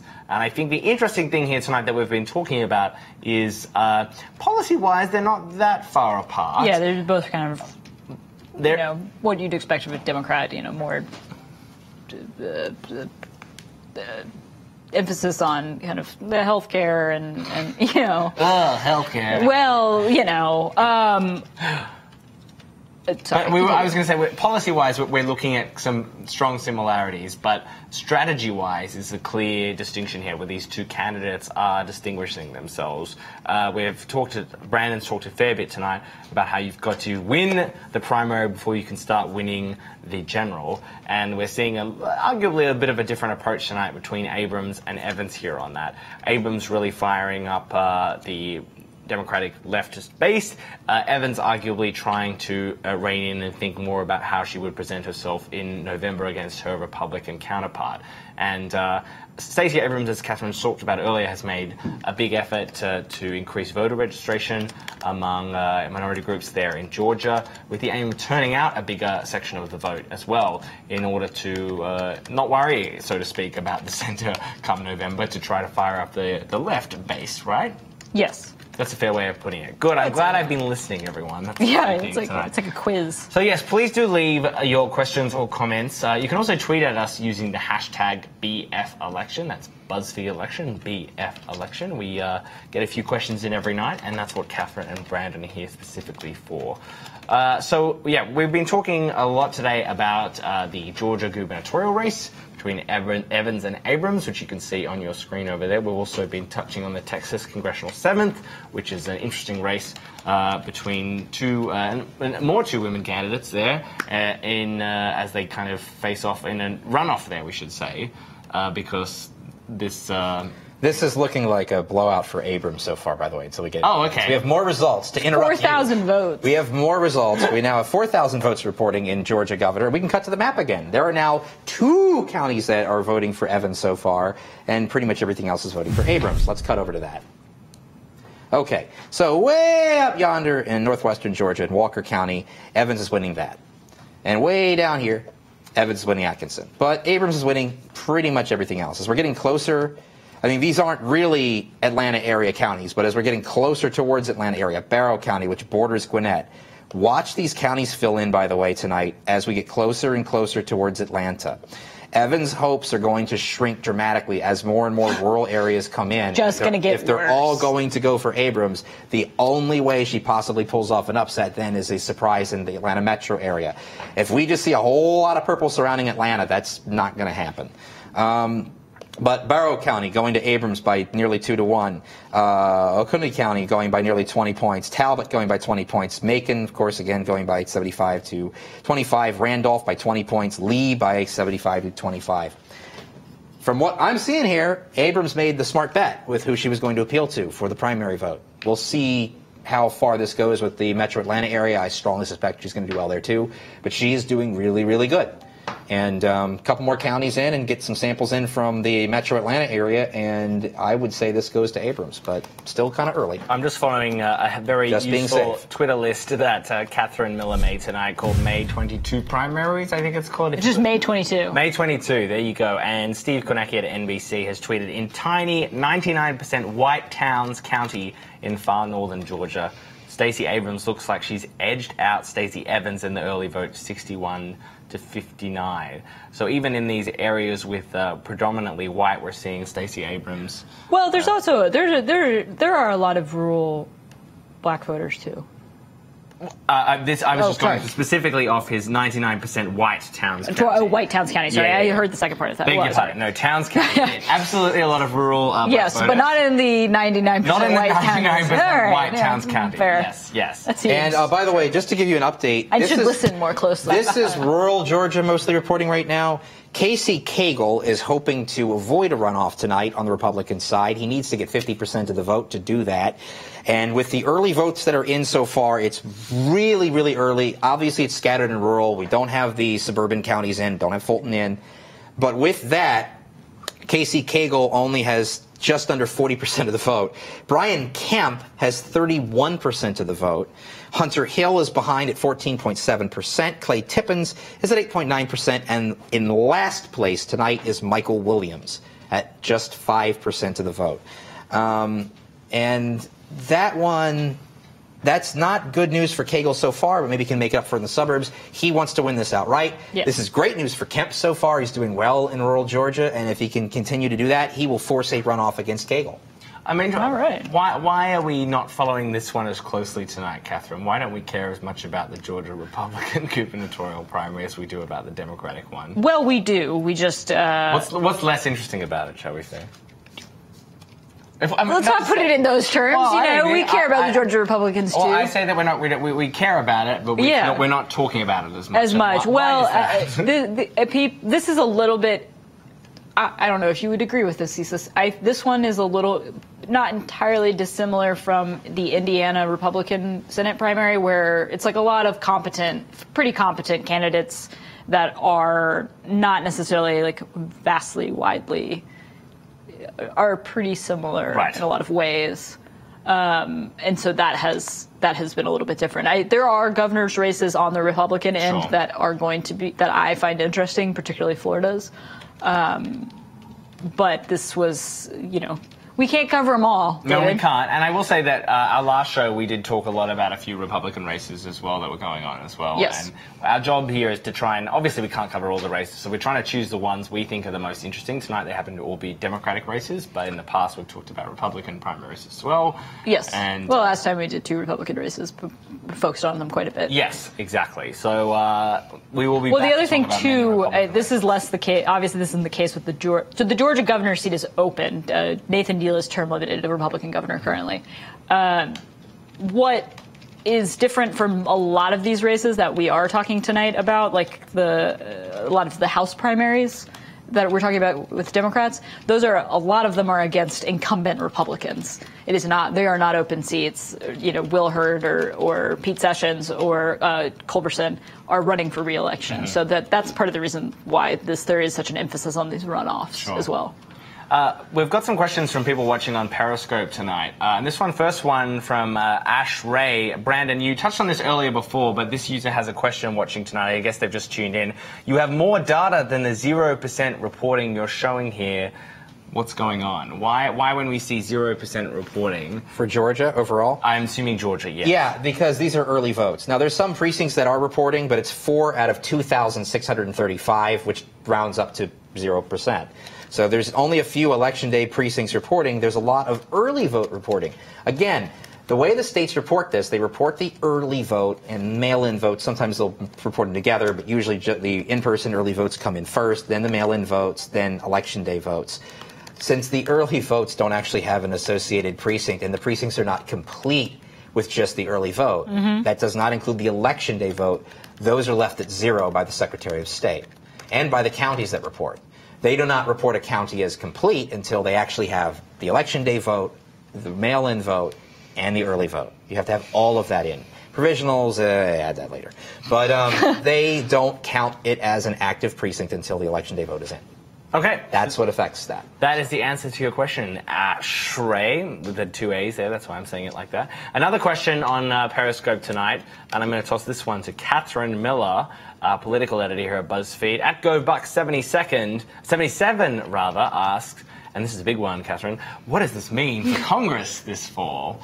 Why are these races we're watching tonight, what are the potential themes that we can draw out that might affect what's going on with Congress? Yeah. So in this Georgia race, there's probably not going to be a ton of an effect, except to say, obviously there are other House primaries going on in Georgia, except that if people are really fired up about either if it's ultimately Cagle, or if they're really fired up about Stacey Abrams, like that's good for other, down ballot. That came up a little bit last couple weeks ago. We were talking about Ohio. It's like if Democrats feel like Sherrod Brown and Rich Cordray are like good candidates at the top of their ticket, then it's going to be easier for them to turn out other voters, and that has down ballot effects.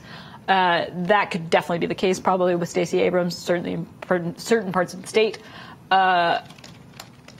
What we're kind of thinking and looking at in Texas is what kind of candidates end up on the ballot there, what kind of odds they have in November. Are those the core here of the one of the big overarching questions for the year on like the pure politics side, not policy, not like larger questions about things, is basically an up or down question. Do Democrats take the House back? Right. They have to pick up 24 seats. Right. Yes. There are only so many places they're going to. It's hard to flip seats. California is a place where a lot of those could be. Florida is a place where some of those could be. Some of these Texas seats are places where it's not out of the realm of possibility that Democrats could pick up a seat or two. And even three. They're specifically looking at seats, as we've been talking about a lot the last few months, at where Hillary Clinton won the 2016 vote, but the local Republican representative also won. So voters who arguably were turned off a bit by the now president, but were still favoring their local Republican. So interesting to see if in their mind has changed in the last 2 years on the president, and then how that affects their view of the local representative as well, right? Yeah, it tends to drive out. I mean, it tends to, pick up or depress turnout. It tends to be like, people are campaigning on the new Democratic, like, congressional messaging is let's stop corruption.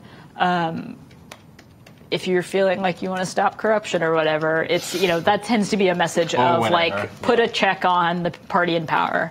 That's probably similar to the messaging that they'll actually end up with at the end of the year. The other big thing, too, is if you look at Wisconsin, for instance. Wisconsin is another state where there were voters who, it's like Ron Johnson was reelected. He's one of the senators from Wisconsin.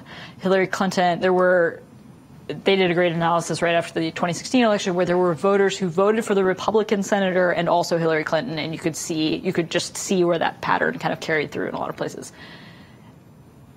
Scott Walker, the Republican governor of Wisconsin, clearly thinks he's in trouble for his reelection campaign this year. And so there's some of that, too, where it's like places where even if it doesn't come to fruition in Texas, maybe it happens in Wisconsin for Democrats, or maybe it doesn't happen at all. That's the big question this year. Well, we've got a few months left to work out if that's ever all going to happen at all or not. But I think the answer to your question, go back to 77, as Catherine's been saying, is that we are learning tonight, getting a sneak peek at kind of potential strategy avenues for the Democrats as they try to work out who they are and what's going to happen this election as they head towards November. Some interesting things there. But of course tonight, the main races we are following tonight is the one that's on your screen right there, the Georgia governor's Democratic primary, the gubernatorial primary. I love that word, gubernatorial. And Stacey Abrams and Stacey Evans, the battle of the Staceys there. We've just got very, very, very, very minimal results coming in, but a 2/3 lead to Stacey Abrams. One of them 70% lead now for Stacey Abrams. This is rural. Oh, okay, this is a big one. Big county. Let's go ahead and cut over to that. Cut over to the map. There's a very big county that's come in. It's initial votes. And it's only very, very early votes here, but this is Clayton County. Now, Clayton County is a reliably Democratic county. It's one of the ones that kind of spills off from the Atlanta metro area. It is going to Abrams by a 2-to-1 margin. Like I said, watch these counties that surround these big four: Cobb, Fulton, DeKalb, Gwinnett. If we start to see some results out of these areas, and it's Atlanta and like the suburbs. Same thing. It's Atlanta and its suburbs. If it's looking the same way as it's looking the rest of the state, again, Abrams has this election. It's done. So we will have to wait and see. But that's an interesting one to see come in. Having Clayton come in is important. And Evans, by the way, is now up to 3 counties. She is winning Glasscock County, Walker County, don't laugh, and Atkinson County. There's a lot of funny named counties. There are. There's a ton of them in Louisiana. They're in some bizarre language called French. But in other places... I've learned so much about the names of counties over the last year. Can I just point out, for the record, it was Catherine that laughed at Groundhog Bear, not me. So I'm just going to blame you for everything. I just want to You're point right there. that out. That wasn't me. We do have our reporter Darren Sands, who's in Atlanta with Stacey Abrams, and I've been told by a trusty source, i.e. my producer, that he is there but may not be able to hear us. Is that still possible to talk across to Darren? Let's go check out Darren. Hey guys, hello from Atlanta. We're here at the Stacey Abrams election night party. Obviously, this is such an interesting day. There are people walking in. You can see behind us, they're walking in. They're really looking up at the chandeliers. It's kind of like a stunning room for one of these kinds of political events. But people are really excited. I think a lot of people are really they have this sense that this is like a really big moment and that it's real, like the election's finally here. They're really excited about the fact that they can probably do this and make history. So there is a lot of excitement. There's a lot of Drake being played. There's a lot of, as you can hear, Janelle Monáe being played. I believe she's actually supporting Stacey Abrams. I wouldn't be surprised if she was even here. I know she's from Atlanta. But one of the things that is the most interesting to me about this whole experience is like people are walking in and they're kind of amazed. And the thing about that is that, you know, they've been thinking about this for the better part of a year. They've seen Stacey Abrams be someone who could possibly win this thing, right? But in reality, this has been going on for about 10 years. Like Stacey Abrams has been thinking about this for a really long time. Obviously, as you guys have mentioned, she was the minority House leader in the State House, and she really had designs on this for a long time. She, made lots of difficult decisions in leadership, but she really started to focus in on wanting to do this right around 2014. And she did two things, really. She started something called the Blue Institute, and it was designed for people to who wanted to get into politics, especially young people, for instance, to have an institute that they can join where they can learn how to run a campaign, where they can do things like sort of learn how to raise money, how do you fundraise, how do you throw an event, how do you deal with press, old crotchety people like me. And so she did that, but she also did something in 2014 called the New Georgia Project. And it was this big program that she figured she could register hundreds of thousands of voters and sort of tilt the scale of the Democratic Party in Georgia. So she wasn't just running. This is not just a woman who decided 2 years ago that she wanted to do this. This has been really a long time coming. I've been speaking with her campaign staffers. They are pretty excited about what's happening. But there's a kind of an assuredness. I don't know what internals they're looking at or what really they're thinking, but they are fairly confident for a campaign that has really had an uphill battle. She wasn't she was more known than her opponent, obviously, but she wasn't really someone that lots of voters were familiar with. And so it's really some moment right now. And I think one of the things that I'll be interested to talk to voters like Brittany about is, what does this representation mean for you in terms of, actually voting for her? You're going to see her tonight, obviously. What does a representation mean to have someone like her at sort of the highest level of state government? Well, for representation for me, I'm saying that she is a black female that's running and has someone that looks like me that is very qualified for the job. I think it's very important that, as we saw in Alabama, where black women actually came out in huge numbers, and we were able to elect a Democrat in Alabama. So I feel like why not we can do this in Georgia? What is the history as it relates to politics in terms of your engagement? Like, what got you into wanting to do this? Obviously, you have the sticker. I assume you voted. I'm sure you gave her some money. Yes. So actually, I had the opportunity to volunteer at the campaign. I actually helped with the text messages, and I've been volunteering ever since I was 18. Even my first election when I turned 18 was actually electing the first black president, where I actually got to work the polls and work with the Obama campaign. So this is a very rewarding opportunity to be the change that you want to see. What do you think is going to happen tonight? Well, she is right now currently up in the polls, so I hope she continues to keep that lead, and I just look forward to having a first black female that's on the Democrat ballot this time. Yeah, thank you so much. And I think that's one of the things that's like so fascinating too is people have really redoubled their efforts to try to get her elected. And so we'll be, here as long as you guys want us to be, to sort of give you guys a sense of what's happening and throw it back to you guys in New York.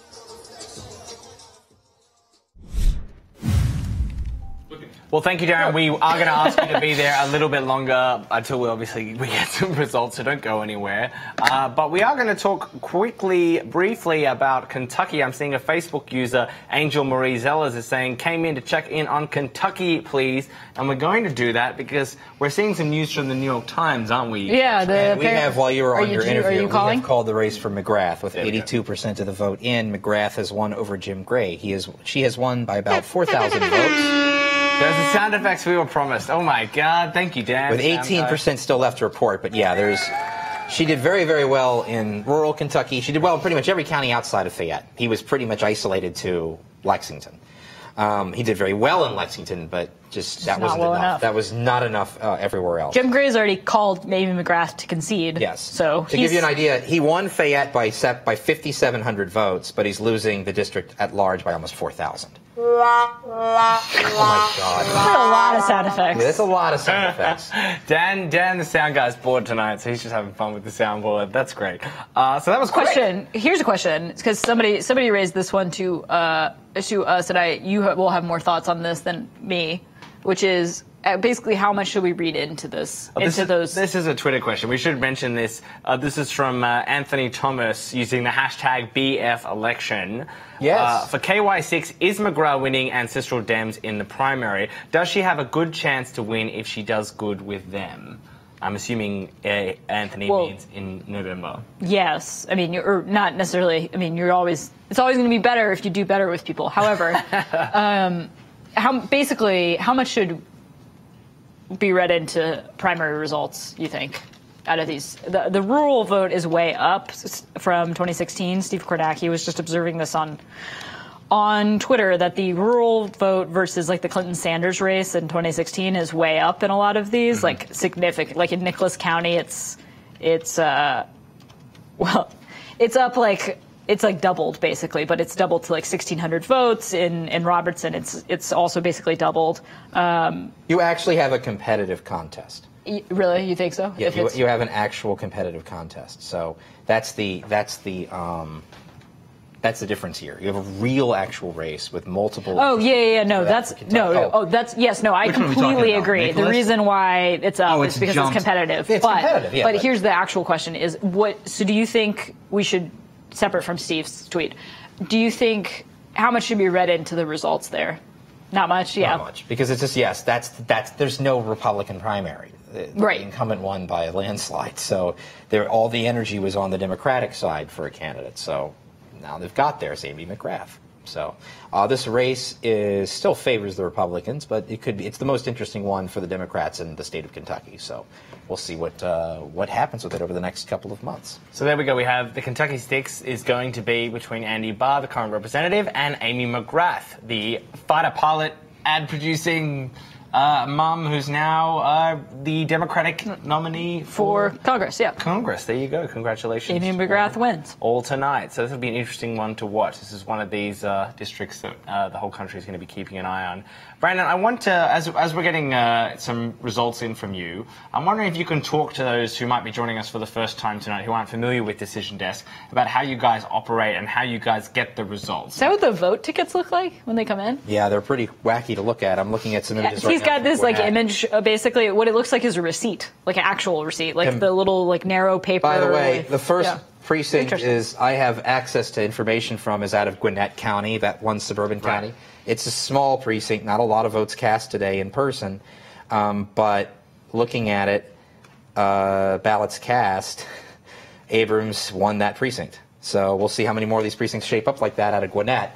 But If that is the case, if this it's is the a case, suburban this carries Atlanta. across the rest of suburban Atlanta, it's over Abrams wins. Right. We don't have to wait for these other results to come in because it's just going to be more and more and more piling on. Look, I am pro having an early night, so if you can tell us about your team, though, Brandon. So we have people on the field that are collecting returns. We have people on the field that are collecting returns at precincts in Georgia. We have people on the ground collecting returns at county offices. We have people working at home, making phone calls and checking URL pages and looking at CSV files and XML files from states. And we combine all this data in order for us to produce the election night results that you all see on your screen here and at home. I think it's very clear to make to the audience that you guys are not just using the other vote. It's very clearly not just copying over somebody else because we have totally different counts than they do. Your own staff, and that's what. Can you touch on that again? You mentioned this warning near the top of the show about how different agencies are going to have different counts, and it's important to note that doesn't mean someone's wrong. It just means they're getting different data in. Isn't that correct? No, it's like, yes, there's 3 different counts right now of election results, and that's why they're going to be slightly different because they're just doing it slightly different ways, but ultimately they'll get back to the same thing. It's like when you were in elementary school and you had to do the jelly bean estimation, sort of, except with actual counting of jelly beans. They're just doing it in a different, particular way. I love this. Let's talk more about jelly beans. We have a comment from, I like this one, from Facebook user Rana Jezini. I'm curious, are you guys standing this whole time? I'm about to come over there with 3 stools for you. Yes, we are. It has never been explained to me on this show why we can't have a stool, but I keep being told, no, you have to stand. It's more comfortable to stand than it is to sit. That's why I'm kind of going like this all night. Yeah. If it feels like I'm moving a lot, but it gives some motion to the thing. It makes it more...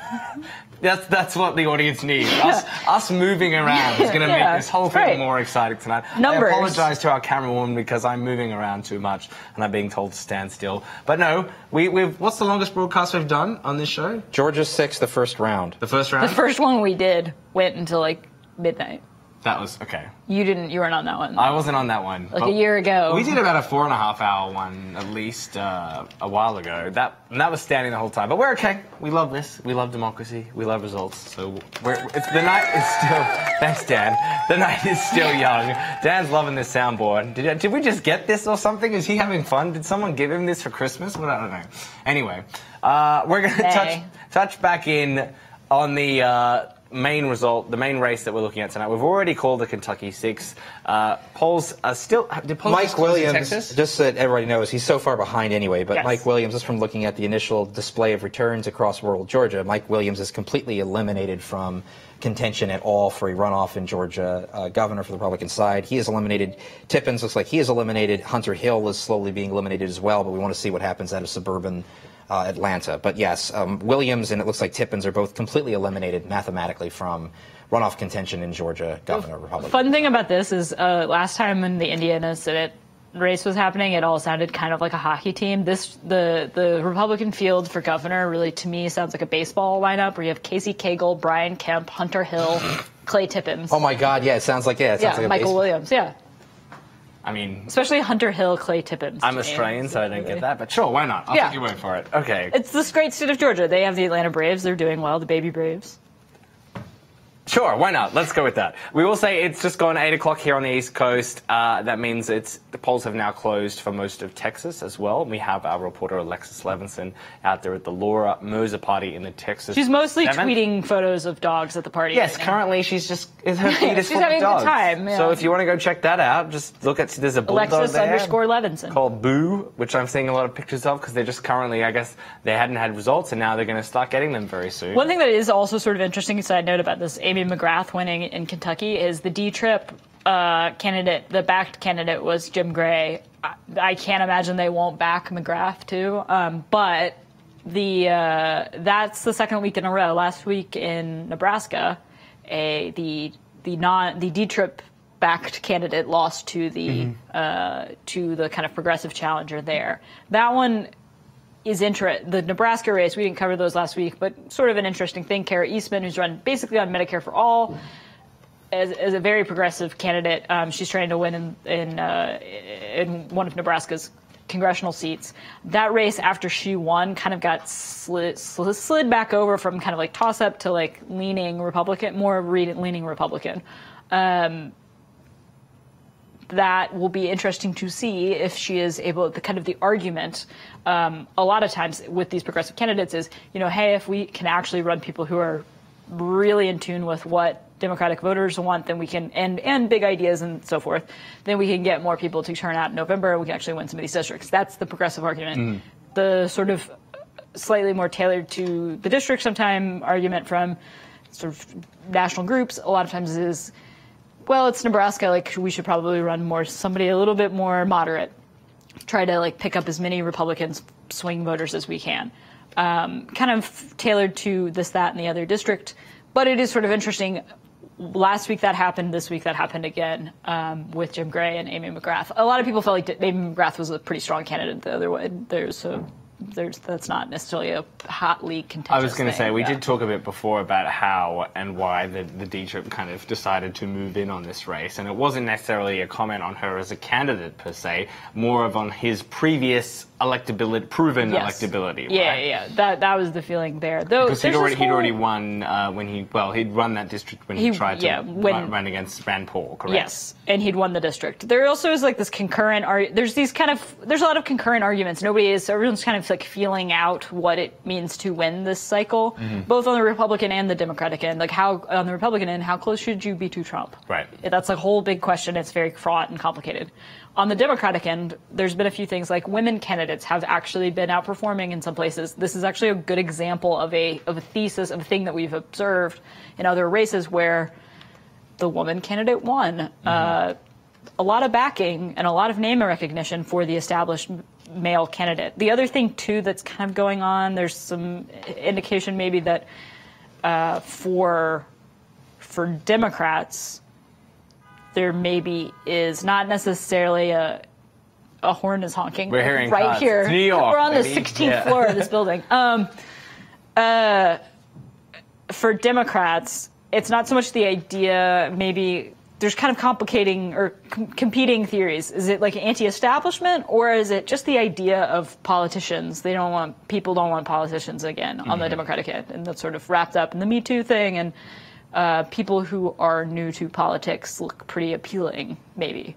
Especially if you're going to land a fighter jet on a carrier. It was a good ad. That's all I'm saying.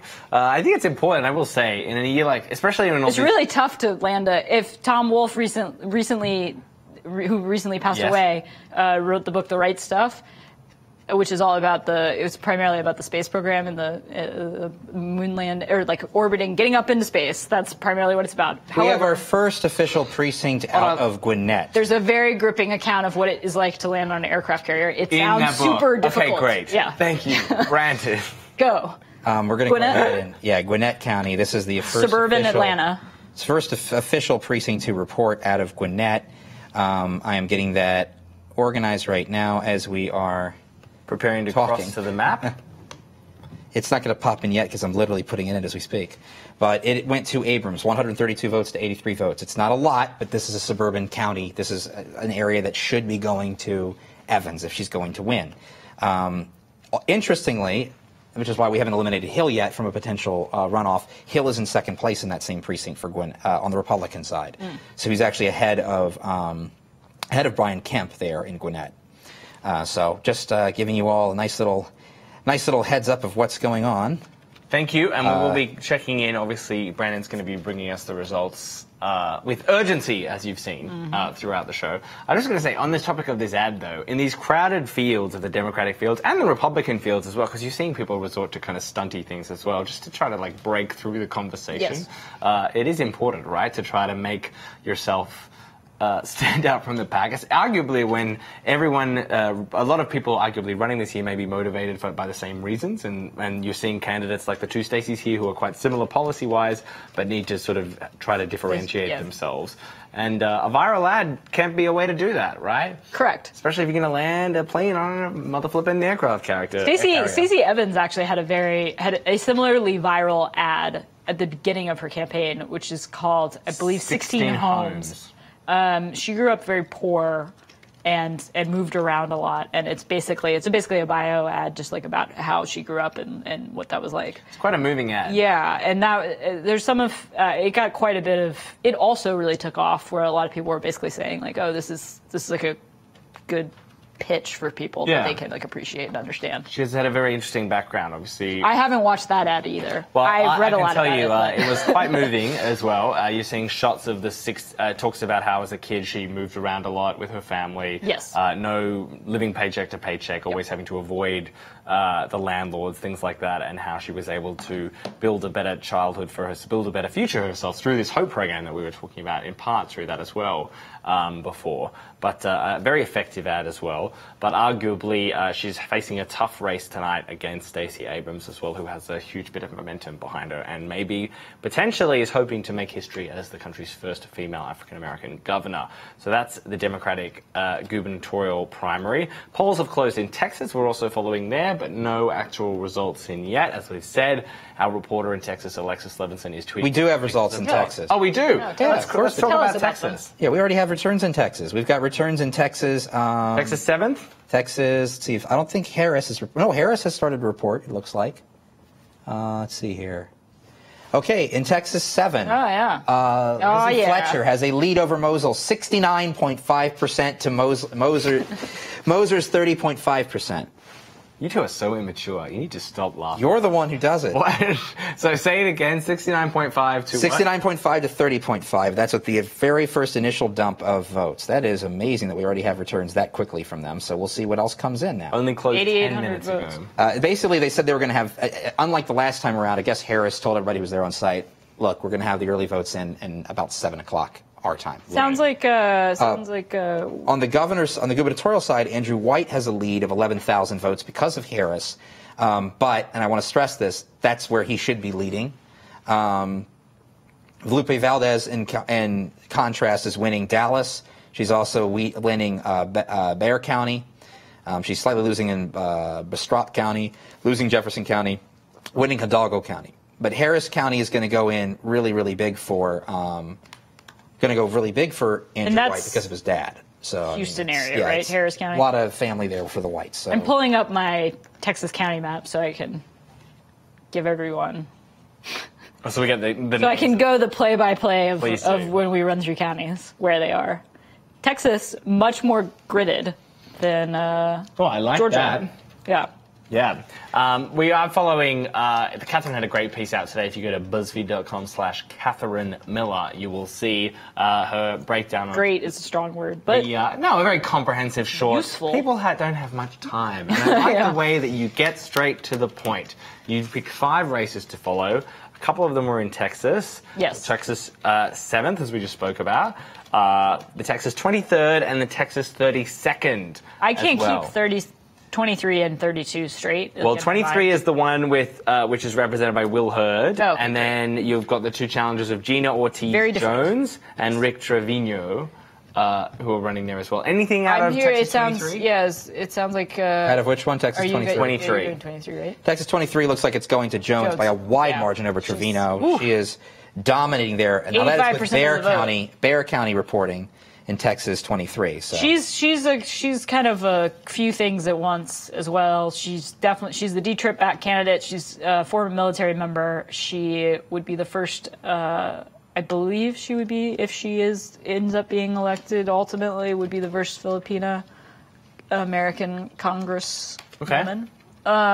She checks a lot of boxes there. But Rick Trevino kind of had the Bernie mantle in the race, according to your yes, kind of running as a more of a liberal candidate. But it's also, this kind of goes a little bit to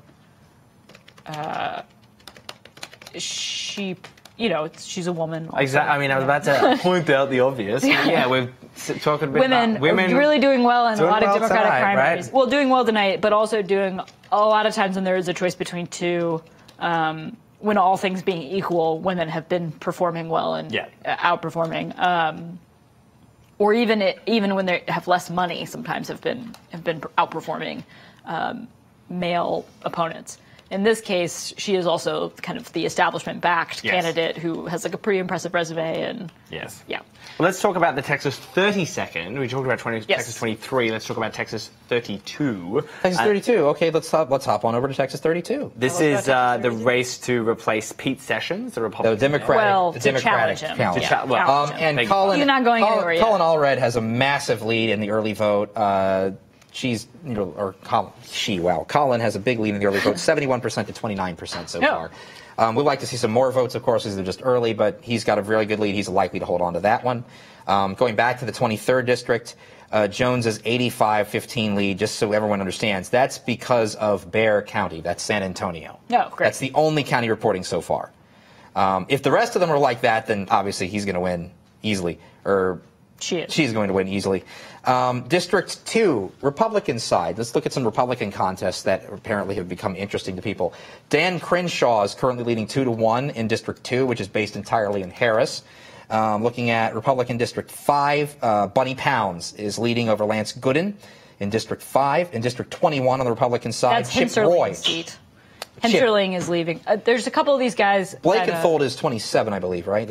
He's in the 27th district. And in that race to replace him, Michael Cloud is beating Beck Braun by about 23 points. That's with one precinct reporting so far. Hopping back over to Georgia real quick, since we are rolling back and forth. Abrams' lead has now gone to 69.9% as precincts continue to come in across Georgia. A pretty solid win for her. We're still waiting on some more out of Atlanta, but that's going to pretty much end things once the dues start to come in. It's a very purple-looking map right now, and Stacey Abrams is in the purple position. One thing just quickly on Texas is when we're running through these races, Texas is one of the places where Republican members are retiring or leaving Congress, but like in very Republican districts, so it's not necessarily... There's a number of open seats or like interesting seats that are happening in Texas this year, but not all of them are necessarily like they might flip. Sometimes they're just interesting Republican primaries. That is the thing that is happening in Texas. Well, as we're still waiting for more results, I want to cross and go see what's going on in Houston, Texas, where BuzzFeed News political reporter Alexis Levinson is at the Laura Moser party and has been tweeting pictures of dogs. And as she's waiting for results, Alexis, can you hear us? Yep, I can hear you. Alexis, tell us, I'm seeing a lot of dogs on your Twitter feed, but what's the mood there otherwise? So, in my defense, the party here does not actually open until 7:30 Central Time, so there's really no one here, which is why you're getting a lot of pictures of Boo the Bulldog, who is apparently the resident bulldog at this cafe. I think you're going to get a shot of him. He's playing Welcome Committee. Oh, there's Boo. Hi, Boo. Hi. That's what we want. Hi. Alexis, I want to know, you were speaking to Laura. But I am not neglecting my duties of like... No. We trust you. There's just no one to talk to yet. Alexis, that's fine. But you did speak earlier with Laura Moser there, and you asked us some pretty good questions about whether or not she's going to move back to D.C. if she loses tonight's race, which I thought was fun. But tell us, what did she say? How was she feeling earlier today? So she said she was feeling kind of at peace with whatever happened, and confident. Both of them were saying they were. I also talked to Lizzie Fletcher, who's the other Democrat. They were both saying they were feeling pretty confident going in, and it's just wait and see. There's not much you can do on Election Day except sort of talk to people and hope it goes your way. Amen. Alexis, can I ask, before we were talking about how in the first March primary, Laura Moser made a habit of, made a big success for her campaign in campaigning against the DCCC after they came out against her. Now, that hasn't really happened as much here. And something you and I were talking about last week was how different it is to kind of run an election when you don't really have an enemy to campaign against. Have we seen that this round? Yeah, I mean, it's definitely, the Texas Tribune wrote a piece about this race that just was saying people are thinking it's kind of boring. This runoff has just been, after the last 2 weeks of the primary were really exciting. The D-Trip came in and nuked Moser, tried to nuke Moser. She raised a ton of money off of it. She ended up in second place. We went to this runoff. Everything was really exciting. And then the runoff happened. It was like, well, okay, whatever. This is just a race. The D-Trip sort of faded back for the most part. They had one high-profile little issue where they put Lizzie Fletcher, who's the other Democrat, on their red to blue list, which is the de facto D-Trip endorsement list. And then they sent an email about 2 minutes later saying, actually, no, it was a clerical error. We didn't mean to put her on that list. I've been talking to some of the progressive groups that are backing Moser, and what they were saying is, there's, with so many, when during the primary, this was the only race on the board. It was the first primary of the year. This was it. This was all anyone could focus on. And now during the runoff, we've got a million other primaries. We've got a million other places for people to focus. And it's been a little hard to keep people interested, but the D-Trip stuff has remained a fundraising tool. DFA was saying that the two of the times they could remember raising money for Moser, once was when The Intercept published a story about Steny Hoyer, who's a member of Democratic leadership, trying to intervene in a Colorado primary, which provoked kind of similar backlash as the DCCC attacking Moser in this primary.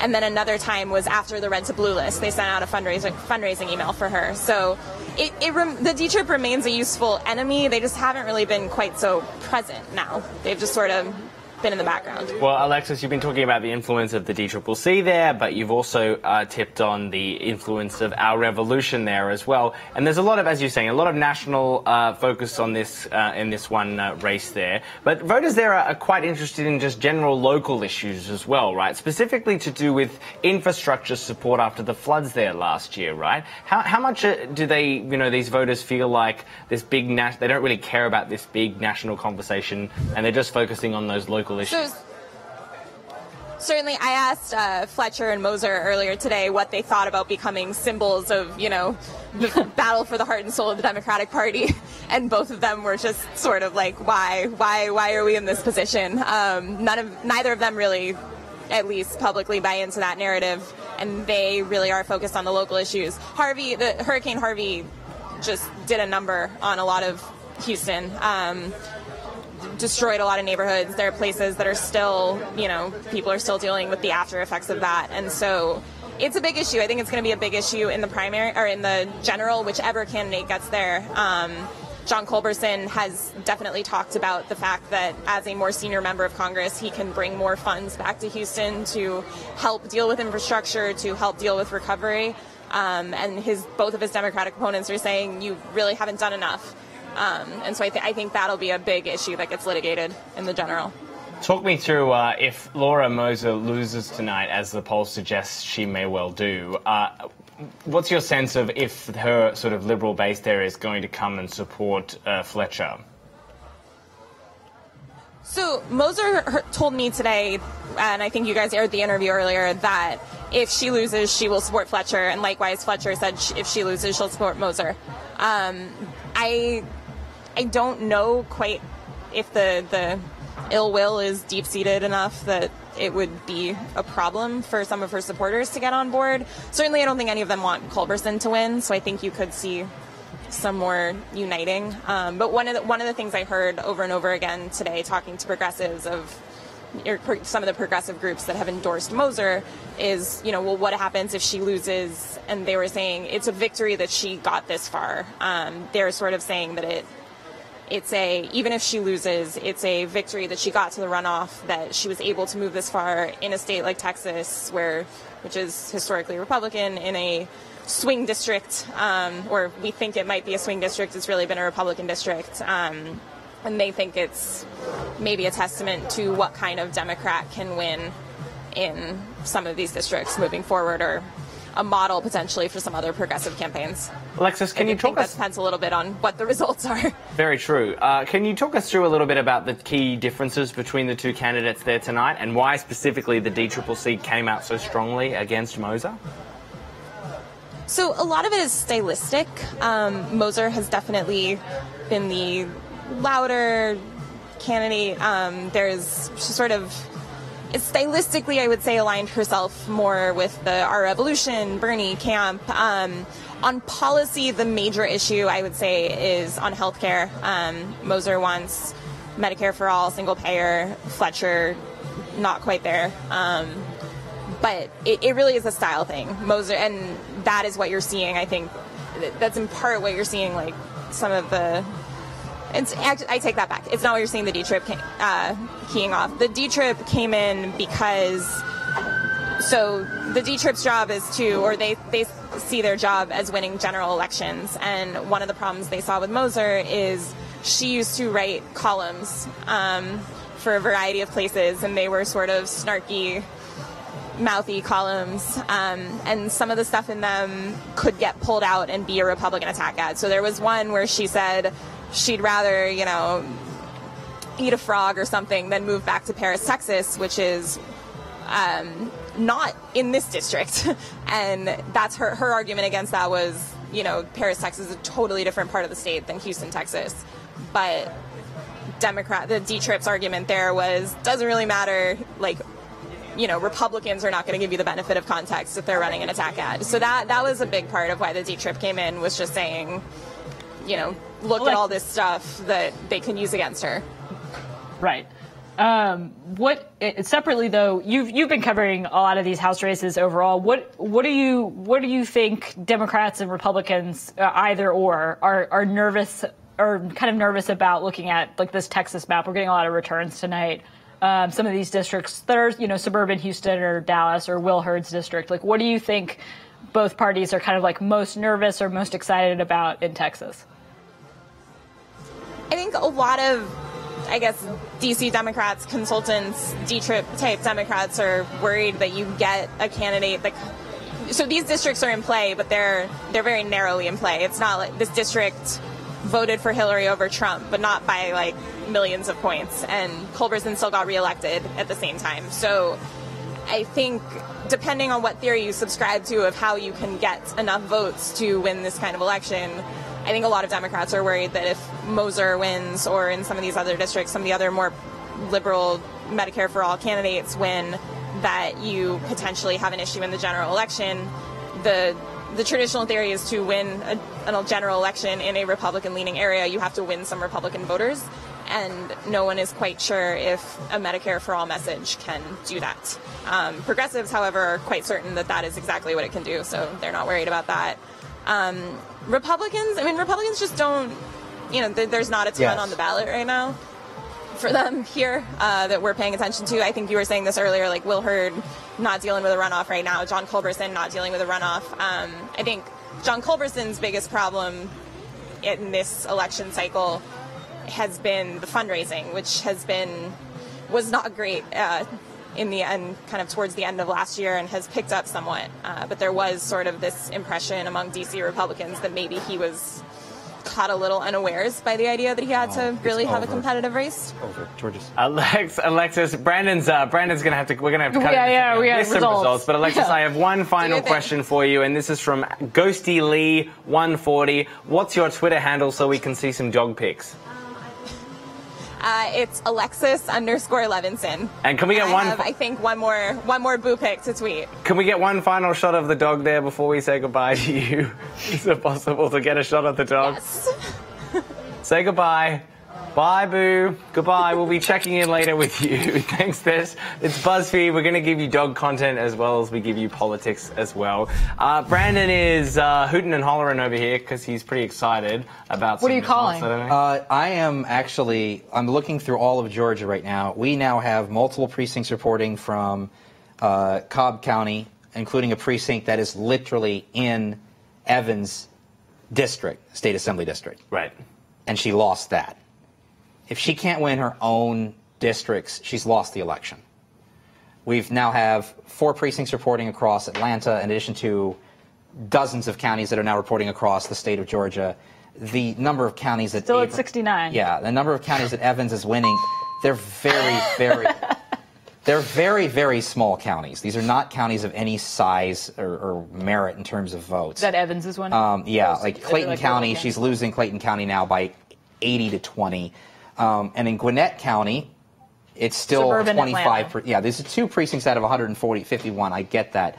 But it's where these precincts are demographically. These are areas that she would need to win to carry Georgia and upset Abrams. She is not winning these areas in Metro Atlanta. She's really not winning them. And I just, to give you an example. 37%. Some of these precincts that are coming in, which I haven't even had time to put them up here yet, but let's cut over to the map. Gwinnett's, we have 2 precincts reporting from Gwinnett. We'll cut over here. And Gwinnett is one of those big key areas. Now, I already have returns from Cobb County for one precinct, and that precinct happens to be a precinct within Evans' district. It has not shown up here yet. It's going to take a while for my reporter to compile it because they're on 11 sheets of paper, the width of a credit card receipt. That's basically how we're catching the returns in parts of Atlanta, on 11 sheets of paper like that. But on every single one of those sheets, which is a machine that was printed out, Evans is losing, Evans is losing, Evans is barely tied, Evans is losing, Evans is losing. She should not be losing this district. She has lost that district. She's losing other districts. She is losing virtually every county in Georgia so far. She will probably maybe win Cobb County in the end, maybe, because that's her home base, but from what we've seen so far, not looking really good.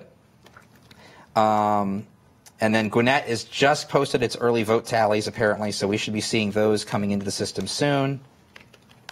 So you are saying that you're getting very close to calling it, Decision Desk is, from what I'm hearing, what it's sounding like.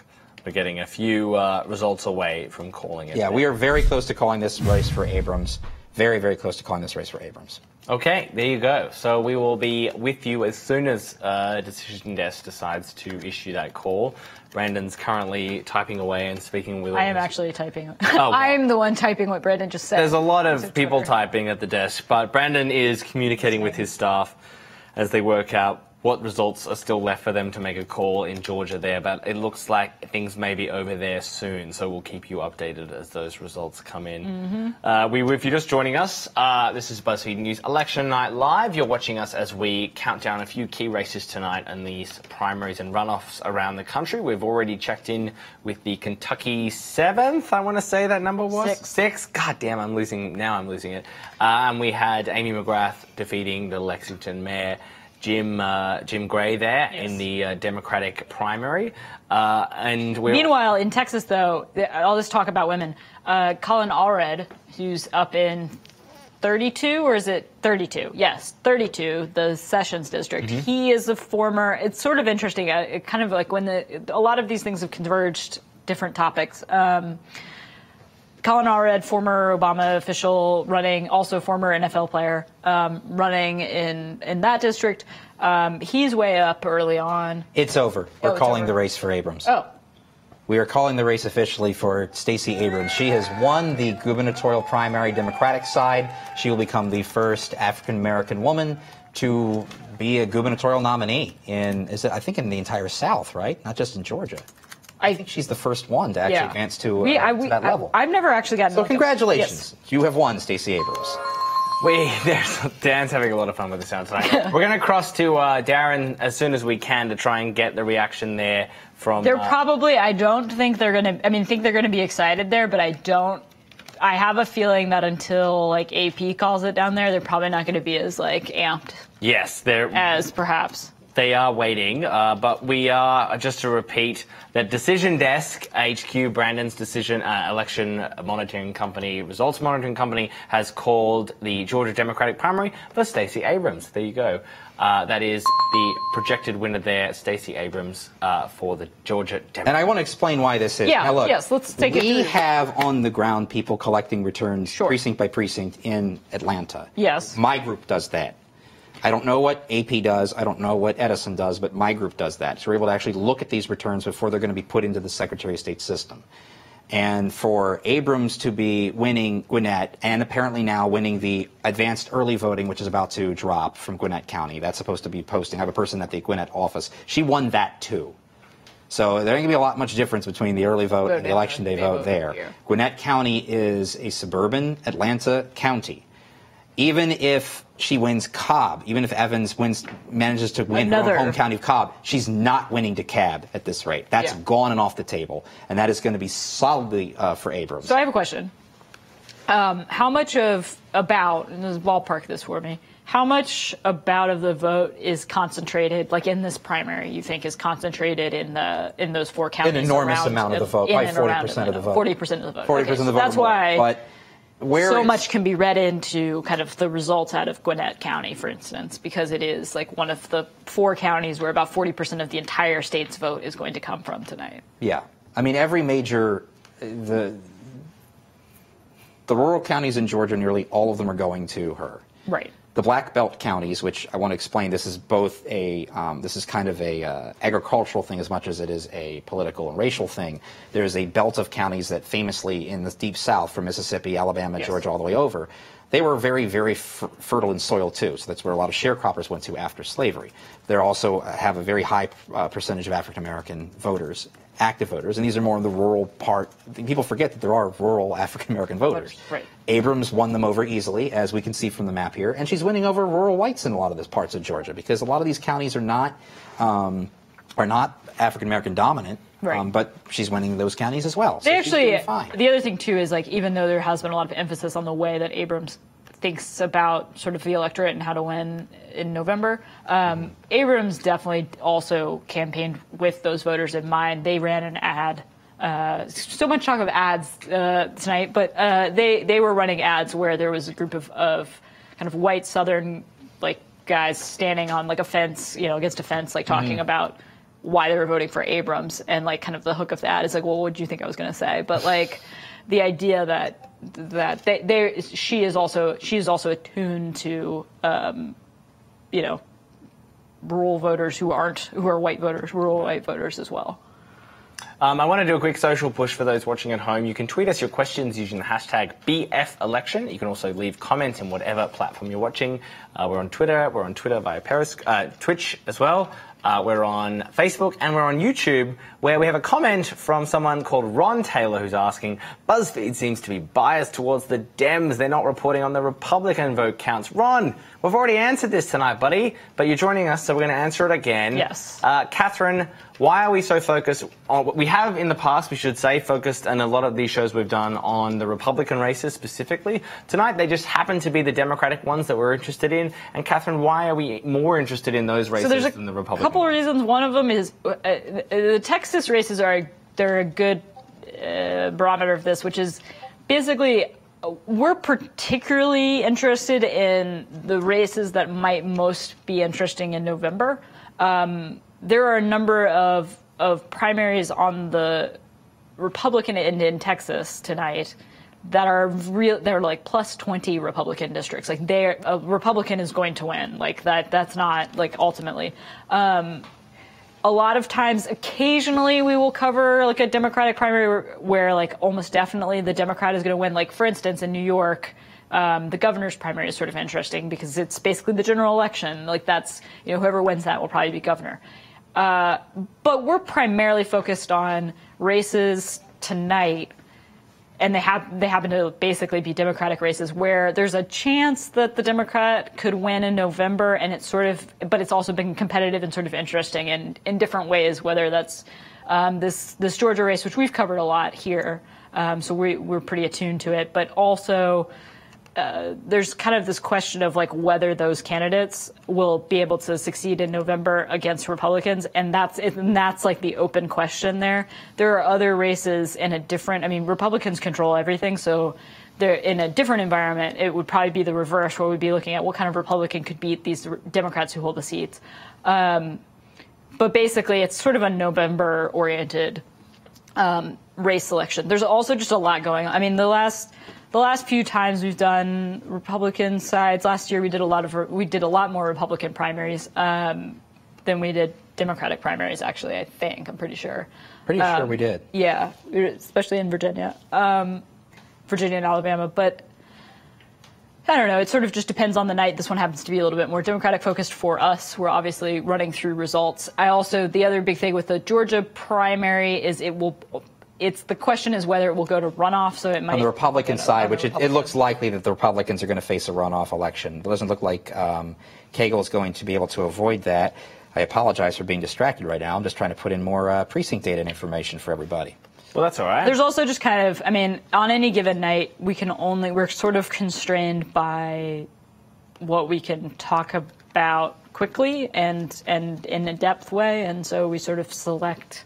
It's sort of an arbitrary, nebulous thing. Were we to do the June 26th primaries, one of the ones I think we'd all be interested in, perhaps, is Romney running in Utah. That's sort of an interesting national hook. And lastly, since we're not regional, it also becomes a little bit where we're not covering, we're not covering races just for our beloved New York audience here, or California audience, or Australia there's nothing audience. wrong with California.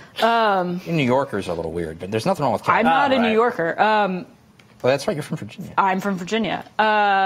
But yeah, so it's tough. We're trying to figure out the races that we think are going to be the most relevant for November. And the irony, of course, of all of this is all of these competitive Democratic primaries where there could be a pickup opportunity for them, they could lose all of them. Yeah. In November. Yeah. But we are watching these, as you said, to kind of read the tea leaves to see where they're going to go as they head towards November and to get some strategy. We only have so many reporters and resources, and we're just trying to bring you the most interesting things, Ron. Jeez, Ron, you're breaking my balls here. All right. I will say that there is some questions coming in. We have called, Election Decision Desk HQ has called the Georgia Democratic primary. Brandon, though, as let's say, as an observer who may be just watching this for the first time, how are you able to call that when just 7% of precincts are reported? It's what's reporting that matters. See, there's a value in knowing precinct-level data. I know most of the other groups that cover election night results are still obsessed with county counts.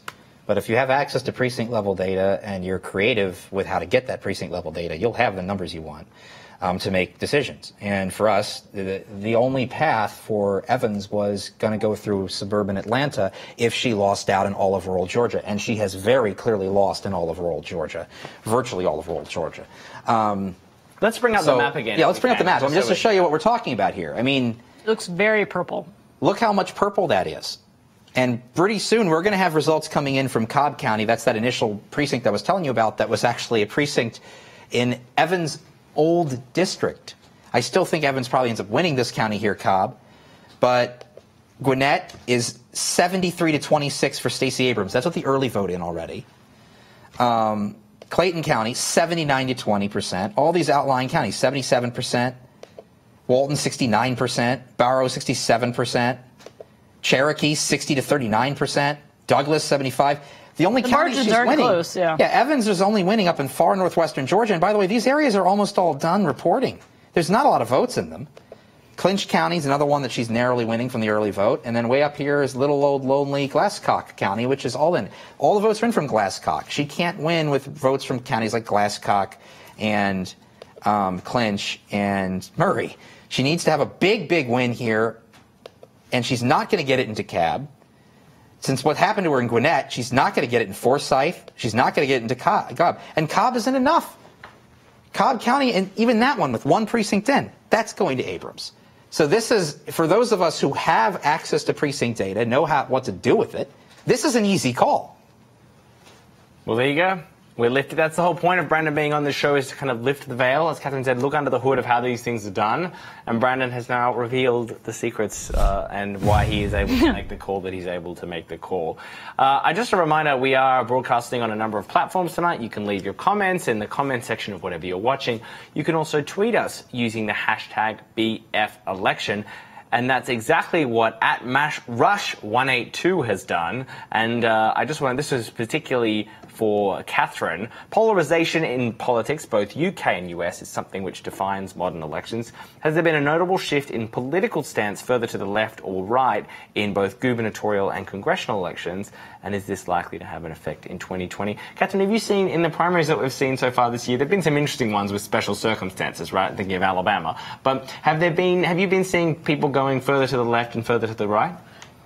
So the broad answer for the Democrats is that they are generally turning more liberal. Mm-hmm. There are exceptions. In Arizona, Kristen Sinema is running. She's in the House. She's running for the Senate there, and she has hewed very close to the center in her campaign there, to the frustration of some.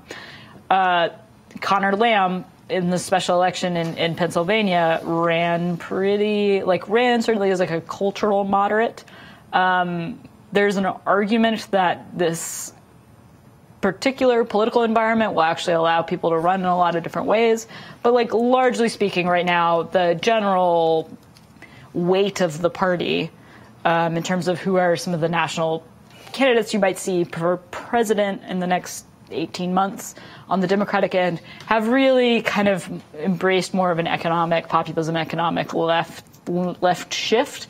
And that is the general arc, I think, currently. Who knows if it will continue through. It'll be interesting. I mean, it'll be interesting to see, for instance, Stacey Abrams, the nominee, who will be the nominee for governor there. Mm-hmm. She has her record in Georgia, because she was the minority leader of the House, was not breaking deals, making deals with Republicans. And, it wouldn't be the first time that somebody got a nomination and then kind of turned and was like, and also, by the way, don't forget, I made deals with Republicans. That is a thing that I do. She may not run like that. I don't know. But that is a thing she could do in the general election. It would be sort of interesting. Well, just for so everyone has an update on what's going on, we're about to update again. Fulton County has just reported its early vote. Just give me a second here. Do you have Republican ones too? Yep, I have both. For Ron? He's still getting to it. But if you're just joining us, Decision Desk has called the Georgia Democratic primary for Stacey Abrams. And in a second, we're going to cross to Darren Sands. We've got a reporter there just before Brandon talks us through. Okay, so here we go. That's the latest results we have. Fulton will be populating in a second. But Fulton County's early vote also went overwhelmingly to Abrams. So, again, the value of having this precinct data tells you what will eventually come in later. The precincts that we collected from probably won't even report for that state system for a couple of hours. So it's nice to actually have that ahead of time, so we're not sitting here until 11 o'clock at night. I am very glad of that, and as are the crew, just looking at me now. Thank you very much for that. Yeah, we had an ongoing thing with if we get out of here by 10, or if we end by 10, Dan will buy one of you two, every beer, quote, every beer in New York. Oh, there we go. There's our sound guy deciding to call every beer in New York. So there we go. Come on, let's get this going. Let's call this race. We're going to see how we go. But we have called Georgia Democratic primary. The election Decision Desk HQ has called it. And we're going to cross now to Darren Sands, who is at Stacey Abrams' election night party, to give us a sense of what's going on there.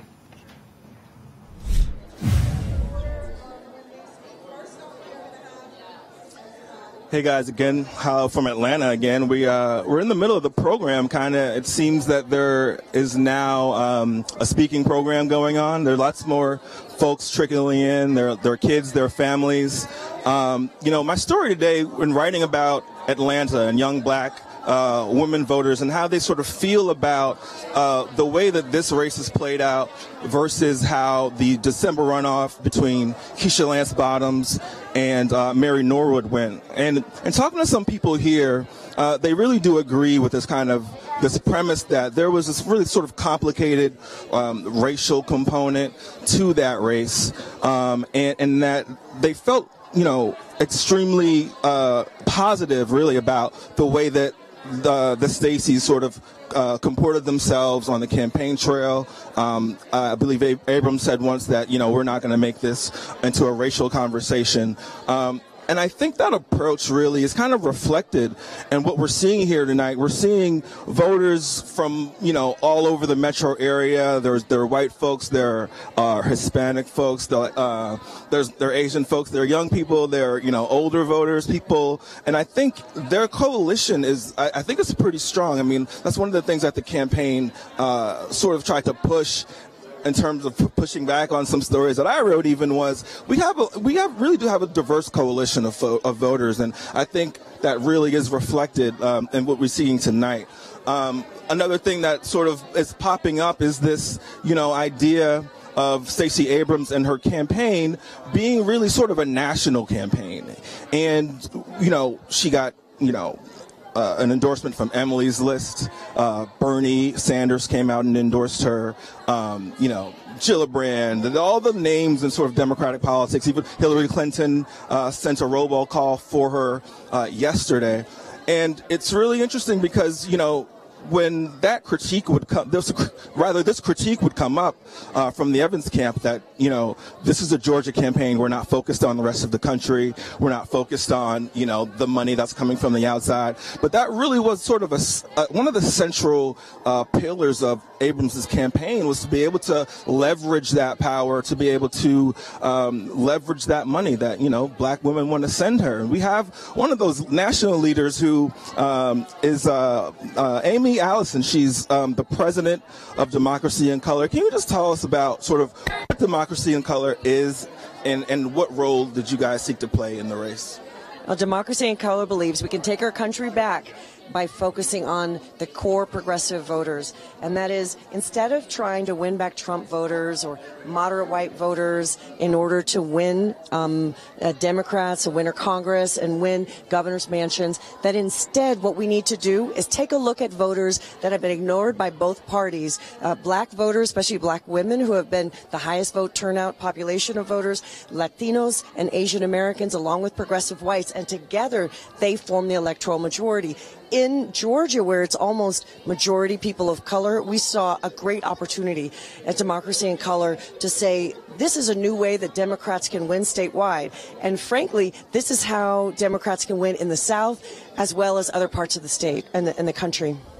How did you sort of evaluate the criticism from the other side of this campaign in terms of, this is a Georgia campaign. What did that say to you in terms of what they may have implied by saying that? Look, Stacey Abrams, it's no secret she would be the first black woman that would ever be governor. And that there's a reason there hasn't been black women as governors in this state. This had to be nationalized because what's happening in Georgia matters to the rest of the country. If Stacey Abrams is successful, and we believe that she will, facing off against the GOP in November, if she's successful, that means she turns the state blue. And that is part of the calculus to get to the electoral votes that are necessary for us to beat Trump in 2020. It's a national issue. And we always have to say, this was Jimmy Carter's old seat, and people forget that that was the case. But Georgia is the new swing state, and we have to pay attention. That's why Democracy in Color is involved. That's why people from all over the country are watching very closely this race. And just the last thing, what do you think is going to happen tonight? I think she's going to win. Yeah. I think she's going to win big, and I think we got tomorrow morning, we got to wake up and be ready to beat the GOP. Thanks, Amy. I appreciate it. Guys, I'll go back to you guys in New York. Thanks. Well, there you go. Word of Decision Desk HQ's calling the race for Stacey Abrams. Clearly hasn't reached her party yet, but we will be. They are obviously relaxed. Yeah, they're a little bit more relaxed there, but they're waiting for more calls. Obviously, Brandon's team has already called the Democratic race there for Stacey Abrams, and we're still following a few more races tonight in Texas, mainly the specific one in the Texas 7, but some of these other ones are interesting too. Gina, while we were down there in Atlanta, Brandon said that they are calling for Gina Ortiz-Jones in Texas 23. 23, that's 23. I just double checked. 23. That's Will Hurd's district. That's a very competitive district, a place where it runs along the southwest part of Texas, closer to the border. And like Amy McGrath, she's a former pilot as well. Yes, actually, what's funny is if you look at the D-Trip red to blue, which is their target for districts they can flip, half of the people, it's like a graduate of West Point, served in the, there are a lot of veterans running on as Democratic House candidates this particular cycle. Seth Moulton actually backed a bunch of them, including Amy McGrath in Kentucky. But Gina Ortiz-Jones, she'll be facing off with Will Hurd. That I imagine will be a race that a lot of money is spent on and will be a difficult one for. There are a few Republicans who are in districts where immigration is a very key top issue. That is one of them. Carlos Curbelo in Florida. He's another Republican. Feels very strongly that the immigration approach that Donald Trump has taken is the wrong one. Those are really difficult seats for Republicans who disagree with Trump on immigration, I think, to keep, and that will be probably a prime at least very contested race in November. Right. The other key race we were watching before, obviously we just mentioned, was the Kentucky 6th race. We just talked about the pilots doing well tonight. That's Amy McGrath, who has beaten the former Lexington mayor there. The current Lexington mayor. Current Lexington mayor for the nomination to be the candidate there in the Kentucky 6th as well tonight. So good night for female pilots, it's fair to say. If you're looking still, the key race that we're waiting for is the Texas 7th, which is the runoff between Lizzie Fletcher and Laura Moser there. What is making this noise up here? Is this your my computer? machine, yeah. Oh, it's his computer. Sorry, everyone. That's me hearing beeps. We do have only 0% reporting, though, currently in that race. And why is that, Brandon? Those are early votes. Early votes, Early right. votes. And we're just waiting on the first. Brandon was telling us while we were speaking to Darren there that what we're waiting for here is the first official ballots from today to start pouring in. And polls there only closed about 50 minutes ago, and so we are still waiting for the first ballots there. But Brandon seems pretty confident that once we get the first ones of those in, we should have a pretty clear idea there what's going on. Since we have a pretty clear, early clear picture from kind of what those early votes looked like. Right. Yeah, the governor's race, Andrew White still has a slight lead. It's Democratic in Texas governor's race there. They're challenging Greg Abbott this year, Abbott's pretty popular, isn't he? In Texas? Yeah. He's still governor. Well, yes, but he hasn't faced a challenge yet. Yeah, Fair. But it'd be unusual for a... We do have our reporter, Alexis Levinson, there tonight in Houston. And if you're just joining us, what's interesting about this race that we're watching in the Texas 7th was this runoff that has resulted as a result of the boost Laura Moser got to her campaign in the first part of March. Well, yes, and it was a pretty split field. There was like 6 candidates originally. Right. Yes. Split field. But the reason why she is in the final 2, it's fair to say, is because she made a big deal of the fact that the DCCC went after her quite strongly, released a ton of opposition research on her, some bad things she'd said about Texas in the past, so not good for her, but she was able to use that in that original campaign and say that clearly the powers that be don't want me in, and you should all give me money and vote for me, and it worked quite well. And now it's between her and Lizzie Fletcher. But of course, Catherine, you were saying before, the DCCC has kind of pulled back from that, learned their lesson, it's fair to say, and isn't giving her the chance to run against them this time, right? Yes. There was less of a outside villain in the race, which made it a little bit tougher to sustain momentum. Right.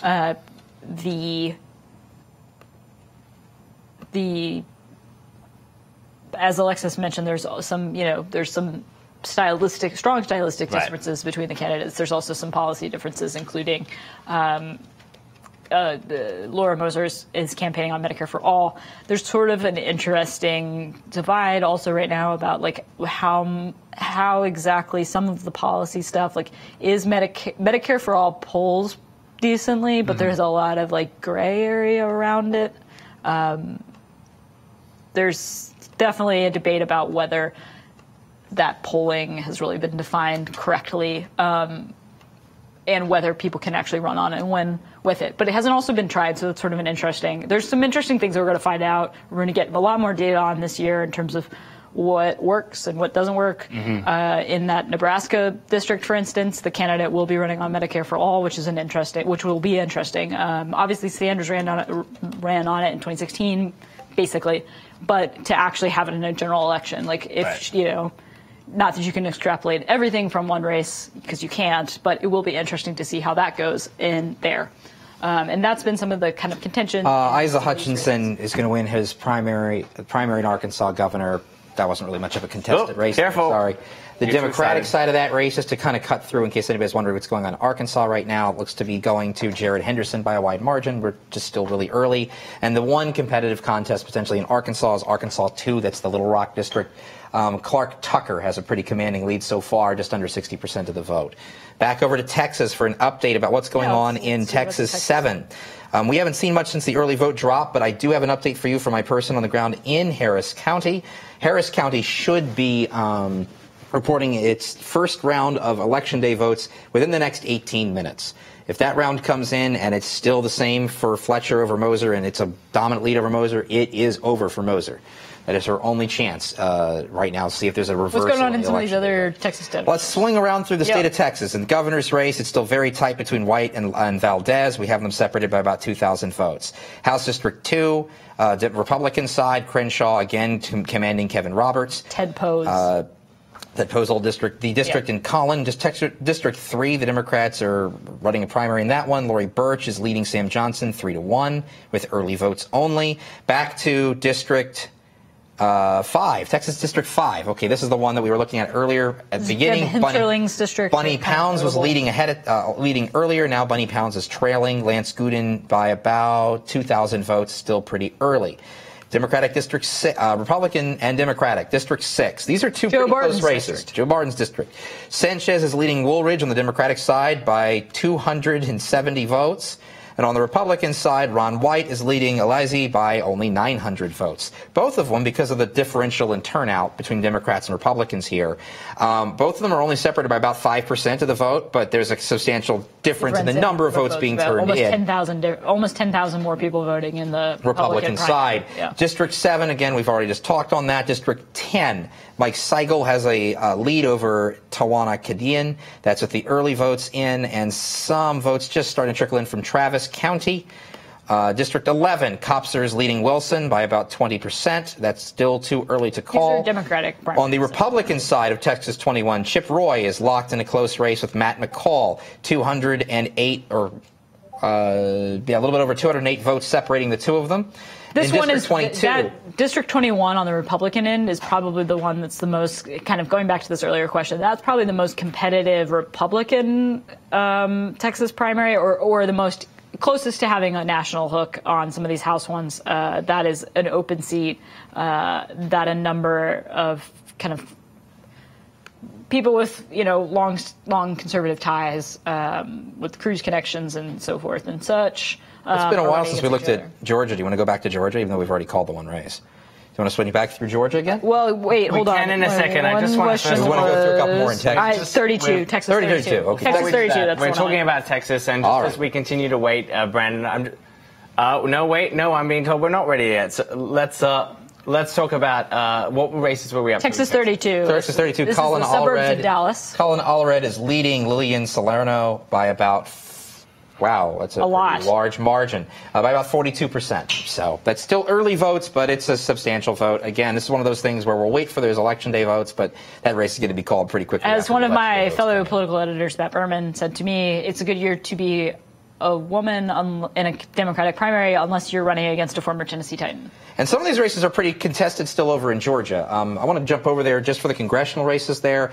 Congressional District 6. This should be familiar for a lot of you who've been watching our shows because we covered District 6 last year. That was the famous race between Ossoff and eventually Karen Handel out of the first round. Karen Handel ended up winning. She faces no competition. She will be the Republican nominee. There are a total of 4 Democrats that stepped up to try to challenge her. Lucy McBath, Kevin Abel, Bobby Keppel, and Steve Griffin. McBeth and Abel seem to be taking top 1 and top 2 spots. This will go to a runoff election in the event that they still maintain splitting the vote. In Georgia, if you do not get 50% of the vote outright, you face a runoff. And that is very likely going to happen in Georgia District 6, probably in District 7 for the Democrats. Not going to happen to Rob Woodall. He has won re-election at least in terms of his renomination for his party in District 7, defeating Shane Hazel. In District 9, Josh McCall has a narrow lead over Dave Cooper. District 10, Tabitha Johnson Green seems to be doing very well in District 10 with 31% reporting. She is probably going to beat a runoff election. She's at 54% of the vote, but we need to see more. On the Republican side, Jody Heiss has re-won nomination for her part. I keep mixing people up tonight. Sorry about that. Heiss has won for their party. I'm just going to say there from now on because I am so tired of looking at different data. Francis Johnson seems to be winning in District 12. Rick Allen, again, gets the Republican nomination for District 12 on the Republican side. And in the 13th District for the Republicans, David Callahan. We just ran through the entire Georgia primary here. This is very much like when they would read off box scores, like 20 years ago on TV. It'd be like, well, the Tigers beat and the Tigers bested the Indians 2-1 in 11. Yes. Governor race. I want to kind of come back to this on the Republican side. Casey Cagle is down to below 40%. This is going to go to a runoff, everybody. We're going to want to see what comes out of Fulton and Cobb for Election Day and early votes. The more of those votes come in. Cagle and Kemp. But it's going to be, it looks like it'll be Cagle and Kemp. However, Hill isn't totally out of contention. If he can keep upping his score in Gwinnett and Cobb County and do well in Fulton, he may actually edge Kemp. But I think it's looking like it's going to be Kemp and Cagle. Cagle absolutely goes to the runoff. He has secured his spot to a runoff. He will not win this race outright, it looks like, tonight. But here's a question more stuff to come on this general subject. I have kind of a strong opinion on this, but it comes up occasionally. With this sort of thing. Do you think there's any takeaway from the relative turnout of the Republican gubernatorial primary versus the Democratic gubernatorial primary in Georgia? No, I don't see much of anything in terms of differential because the Republicans have far higher turnout than the Democrats do in Georgia right now. Yeah, which makes sense because they were competitive races. Yes. Whenever there's more competitive race, you're really going to see more turnout, which is sort of an explanation, by the way, on the... Not necessarily a sign of voter enthusiasm will turn out come November, is your point. Right, and yes, it's a distinct kind of turnout, basically. Right. Brandon just told us that within about 15 minutes we should have some of the first key results from the Texas 7th, which is the last race we're watching tonight. So we promise to try to bring you that within as soon as we get it. But in the meantime, we're going to cross down there to Houston, where we have Alexis Levinson, who I believe has lined up an interview. Alexis, who are you talking with? Hey, so I'm here with Chaz, who's been a volunteer for Laura Moser's campaign. He was up, what did you say, 4 in the morning making breakfast tacos for volunteers this morning? Yep. So how did you get involved in her campaign? What got you into this? I was getting mailer after mailer after mailer from a 7-candidate congressional district primary, and it kind of tuned me out, and it was like, there's so many of them that had so many similar things to say that they were just going into garbage. And then, I got a notification on a Facebook post for Alyssa Milano, and every guy my age has been in love with Alyssa Milano his entire life. And so they had an event, and I grabbed my wife and my son, and we went to the event, and we got to actually hear Laura speak, and it was amazing. She wasn't eloquent, she wasn't perfect, she didn't sound polished, but everything she talked about affected my life. My wife has multiple sclerosis. I'd have to max out credit cards for $20,000 a year the beginning of every single year of our life to meet our deductibles and out of pocket. And she's in favor of universal health care, which is no small thing. That would have the biggest impact of anything on my life. And the passion that she talked about it, there was nothing I could think to do except become a part of the campaign and do whatever I could to help somebody that actually cared about people like me and what we have to experience on a daily basis become our representative, because the guy that's representing us right now, we're nothing to him. We don't matter. He doesn't even care if they fix the reservoirs. He doesn't care if we flood. It's all about political money, and we have someone right now that is running who makes me feel like everything I care about and what affects my life actually matters to them. And that's really important to me. What have you been politically active in the past, or is this a new thing for you? Oh no, I've been hugely politically active. I'm actually from the deep south in Brazoria County, and Ron Paul was my congressman for most of my life. Okay. And when I got out of the military... Big leap from Ron Paul to Laura Moser. It is. It's a huge leap. Ron Paul was... I didn't agree with 2/3 of the things Ron Paul believed in, but you could call Congressman Paul's office and say, hey, I'd like to have lunch with Dr. Paul and discuss something that I find important. A week later, they'd call you back and you go have lunch with Dr. Paul. And whether you agreed with him or not, he appreciated what you had to say. He heard you out, and he made you feel like you mattered. And that's the biggest thing I've gotten from Laura Moser is she makes me feel like the things that affect my life matter to her. And whether we see 100% eye to eye, I know that she's doing what she feels like is the best she can possibly do to help the people she wants to represent. the same way Ron Paul did. Even though I didn't agree with him, I know that he thought and felt like he was doing the right thing, and that's really important to me, to trust somebody and to know that I feel like they care about my family. I hate to say it, but Lizzie, every time I see her campaign ads, every time I've watched the debates, it sounds like a scripted, nationally, party pre-made script where it's just, I'm going to do A, B, C, and D, but there's no passion, there's no heat, there's no intensity. And every time I've heard Laura talk, it's not scripted, and she's not the best speaker in the world. She doesn't sound totally on the ball, and she stumbles from here to there, but she speaks from the heart, and you can tell she cares. And that's the most important thing to me in the world, because I honestly feel like I can trust that woman and that she's going to give a crap what I think. So you brought up the establishment, the National Party. Have you been following this drama with the DCCC and all of that? Yeah, it's disgusting. We're all Democrats. We all voted for the nominee in November when they did a really good job of, in my opinion, screwing Bernie out of the nomination. But this woman here, Laura, went and door knocked for Hillary Clinton. Regardless of how progressive her views are, she went and door knocked and beat doors personally and sweated her butt off to knock doors for her. All of us that are politically involved did the right thing to try and elect someone that would at least most closely resemble the way we want the world to be, regardless of what the party politics were. But now we're in a situation where we have somebody that the people really want, and there's a groundswell of support for, and to see the National Party come out and attack somebody who is a candidate in their own primary, who door knocks for their own presidential nominee, it's enough to disillusion people like us.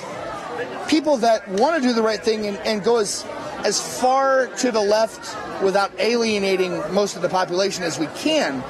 But when we see the National Party alienate these people who really care about a candidate because she's not centrist enough, and put out opposition research and trying to attack someone who is just a mom, it's not okay. And so I'm ride or die Laura Moser.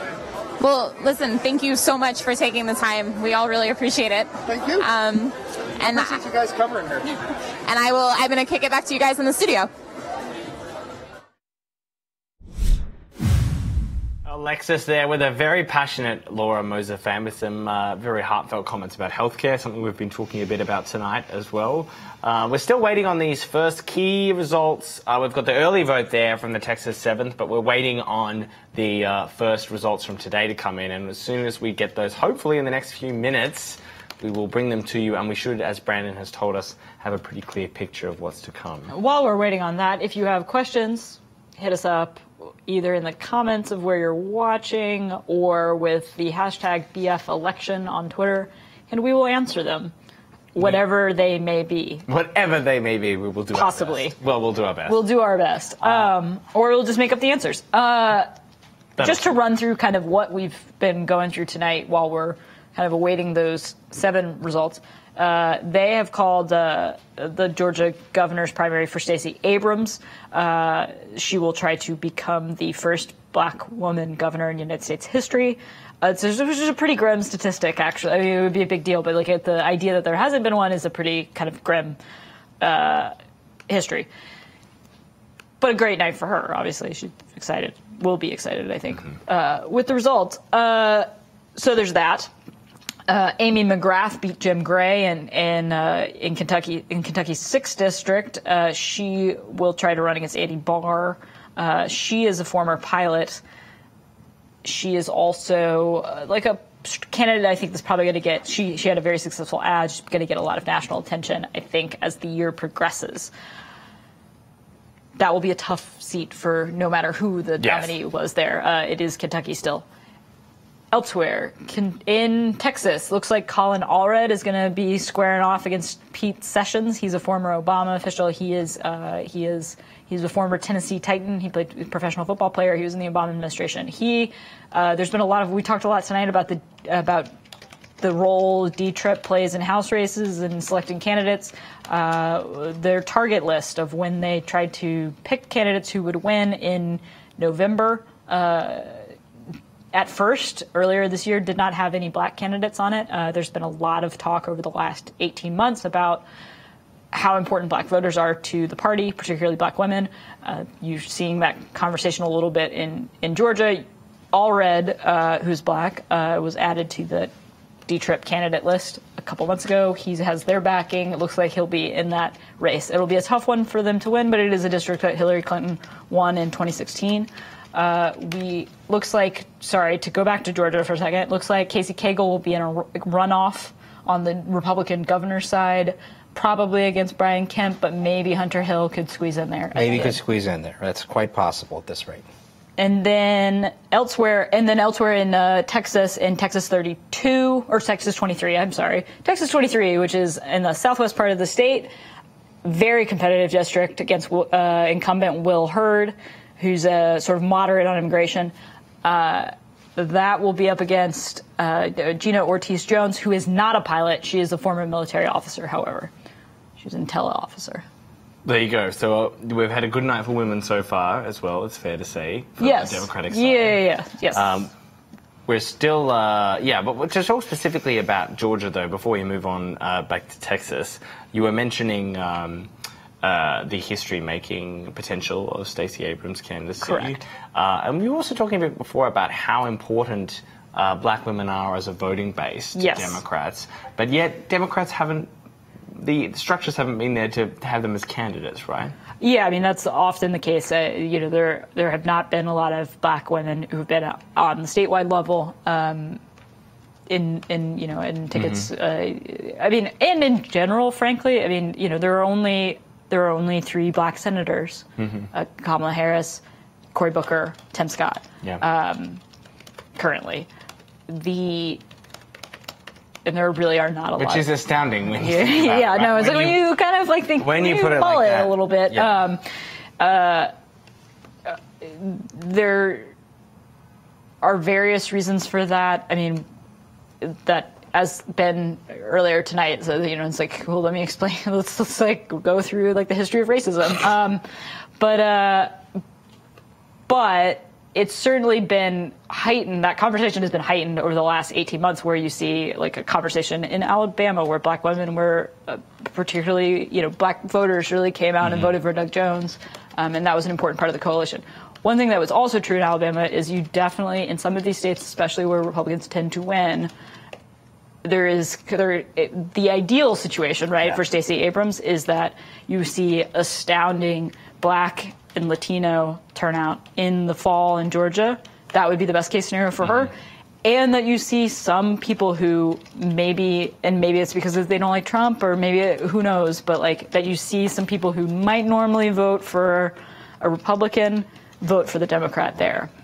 And I think people are in their comments right now asking, and it's a fair question, and we've kind of already hinted at it, but why? Why is this? Where is this all just racism? It's just a bit of historical racism that black women haven't been given the opportunities yet, or it's just the kind of structures haven't been there, or? Well, one thing that definitely has changed, for a long, there weren't a lot of, it is a relatively recent phenomenon that you see non-white men as top of ticket people, especially in statewide or national races. That's a relatively recent thing. There have not been a ton of, there have definitely been black governors. Again, part of, and the other thing has shifted over the last 20, 30 years is you definitely have a much more of a lot of times party conventions and party officials helped select who was going to be kind of the nominee. Right. For a long time, that tended to be groups of white men picking more white men. in the last since the 70s, basically, there's been an explosion in like primaries, basically, and that tends to be how things are actually decided a lot more. In this case, I mean, it's a big deal. It is a big deal to have a black woman be on the top of the ticket. Indeed. I want to talk a bit about you're talking about the establishment picking how they work and how as a structure they work. We've seen tonight this, establishment at least in this Texas race, try to sort of put their hand, at least in the early section of the primary. Now we're in the runoff. It hasn't exactly gone the way that they planned, but now things are working out for them. I'm wondering the forces that are at play here in terms of the kind of DCCC and the way that Laura Moser campaigned against them as if they're the enemy and stuff. How effective is that as a strategy for just the average Democrat? Do people care about whether or not there's kind of big Washington forces behind stuff like that? That's kind of a relatively new thing in Democratic politics. I mean, in this particular in the contained era within which we are in, that definitely was a very potent thing on the right for. After the 2008 election, the Tea Party was basically an especially driven by anti-establishment politics. That was very effective for a long time. You're also seeing the flip side of this, though, which is Stacey Abrams was backed by a lot of national groups, like Emily's List, Our Rev, Kamala Harris campaigned with her, Kirsten Gillibrand endorsed her, Hillary Clinton, Bernie Sanders.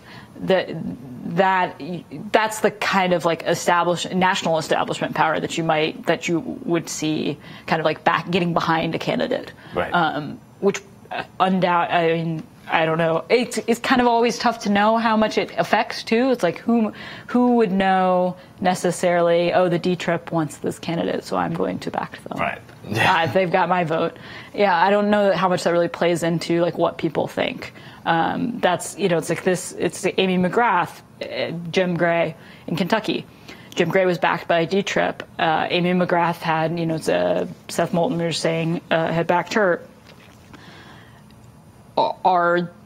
Who can know exactly how that affected the balance of the race? But it gives you an enemy to campaign against. Yes. Someone like Laura Moser. That's true. Yeah, where it's they're after. Yeah, I wasn't they don't suggesting want me. that it sways you to vote for someone, but it could arguably sway you to vote against someone in the way that we saw. I hate to put everything in 2016 terms, but Hillary, Bernie, here we go again. Well, and Trump. Trump's made the same, a very similar argument. Yeah, I'm just thinking back to Jess Tester, one of our national reporters, had a really great piece looking at some of the local young women supporting how Democratic activists in Georgia, and how framing the race there in terms of Hillary versus Bernie and the kind of old wounds and how they're navigating that as well. The old wounds never die. They never die. We're still talking about them. Here we are in 2018, still trying to frame this in those terms.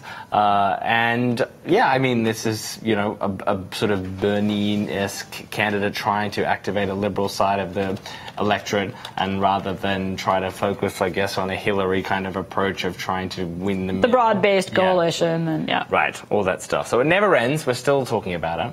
But just as Catherine has recapped, we've been following the Georgia Democratic primary election, Decision Desk HQ. I don't know why I keep calling you guys Election Desk HQ. Decision Desk HQ has called the Georgia Democratic gubernatorial primary for Stacey Abrams over Stacey Evans. That happened about 40 minutes ago now.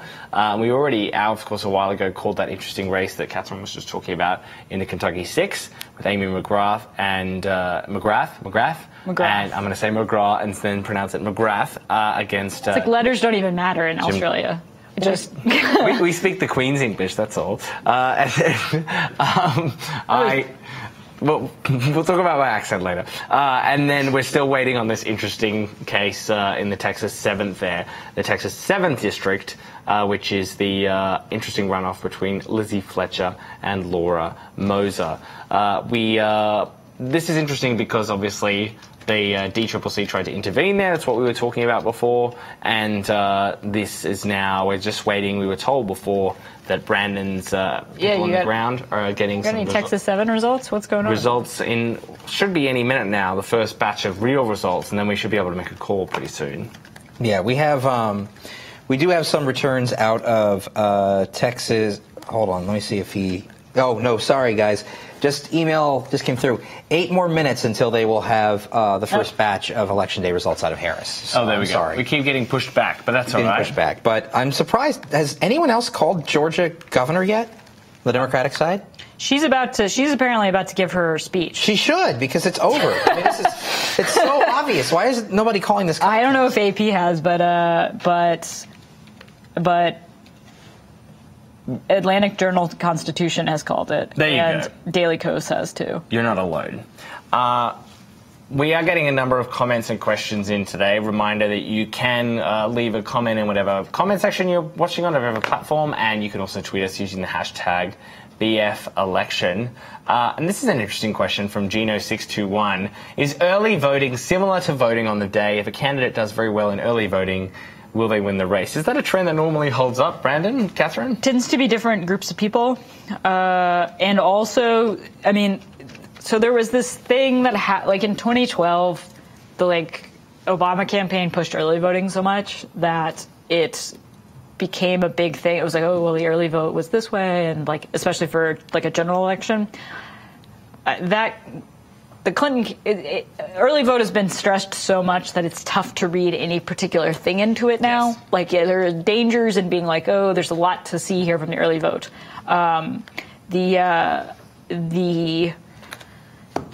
The general thing with early vote is it tends to be a slightly different group of people. It's definitely different for this on a primary than it is. Some states don't have early vote for primaries also.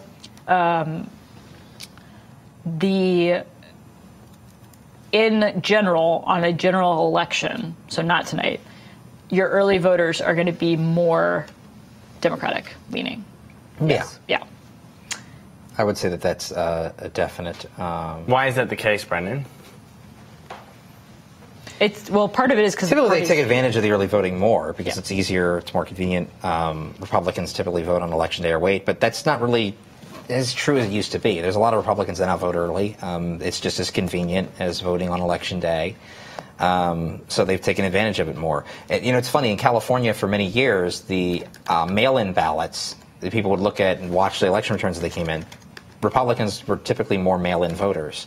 And they cast more of those mail-in votes. So you would watch things kind of shift in one direction. You'd see 2 candidates tied at the end of the night, and then they'd slowly slip maybe even towards the Republicans in some contests. It doesn't really happen like that anymore. Now, because there's just so many more Democrats than Republicans. Now, even if the Republican was leading on election day, for example, in a race, if that lead isn't wide in California, that lead's probably going to disappear when the rest of the mail-in votes. And the theory too. So the way that Democrats have done this is the thinking behind this is you push the early vote really hard, and so that frees up your organizers to go get day of people. Mm-hmm. So if you get the problem is sometimes they push the early, or not a problem, but problems for reading a lot into the early vote data. Sometimes they push the early vote data so hard, or the early vote so hard that the day of votes are very different, and so there's no more. It's they run out of votes. Right. We should note that Decision Desk HQ about 40 minutes ago called the Democratic gubernatorial race in Georgia for Stacey Abrams. And we're just seeing this tweet from Greg Bluestein at the Atlanta Journal-Constitution. The race for the Democratic nomination for Georgia governor is over. Stacey Evans just called Stacey Abrams to concede. So there you go, Brandon. It's amazing what happens when you actually have a tool and you use it, like precinct results. Now, let's not get snobby. Oh, I can get snobby because I've been talking about this with people for over almost a year, telling them you can use precinct results to make accurate calls in elections and to help you with your streamline of your coverage. But what would I know? I'm just some crazy guy with a poorly worn shirt and jacket, so what I know about election results. We trust you. You know what I know. Yes, there's a sound effect for... I like that. That was you. That was your shirt right there making that sound. Ooh, can we go back to the map in Georgia? Just because go on. We got crazy looking, it's tied now, so it's kind of funny. To show you also why she conceded, again, that is a hell of a lot of That's purple. why she conceded. Yeah, there was no victory there. But even some of the counties, as the rest of the election day vote came in, Glasscock stayed for Evans, and a few other counties up towards the north seem like they're going to stay for Evans.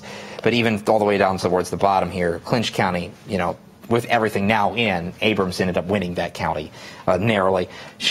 I would not be shocked if Abrams wins like 150 counties tonight.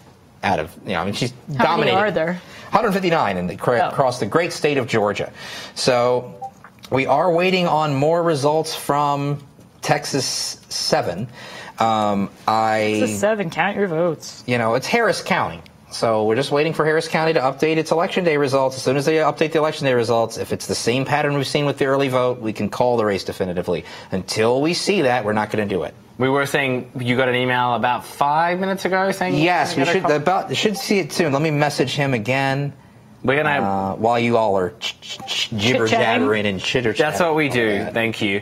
Can we talk about Beto quickly before? I know this is a different race, but he didn't have a runoff. He didn't have to go through the runoff.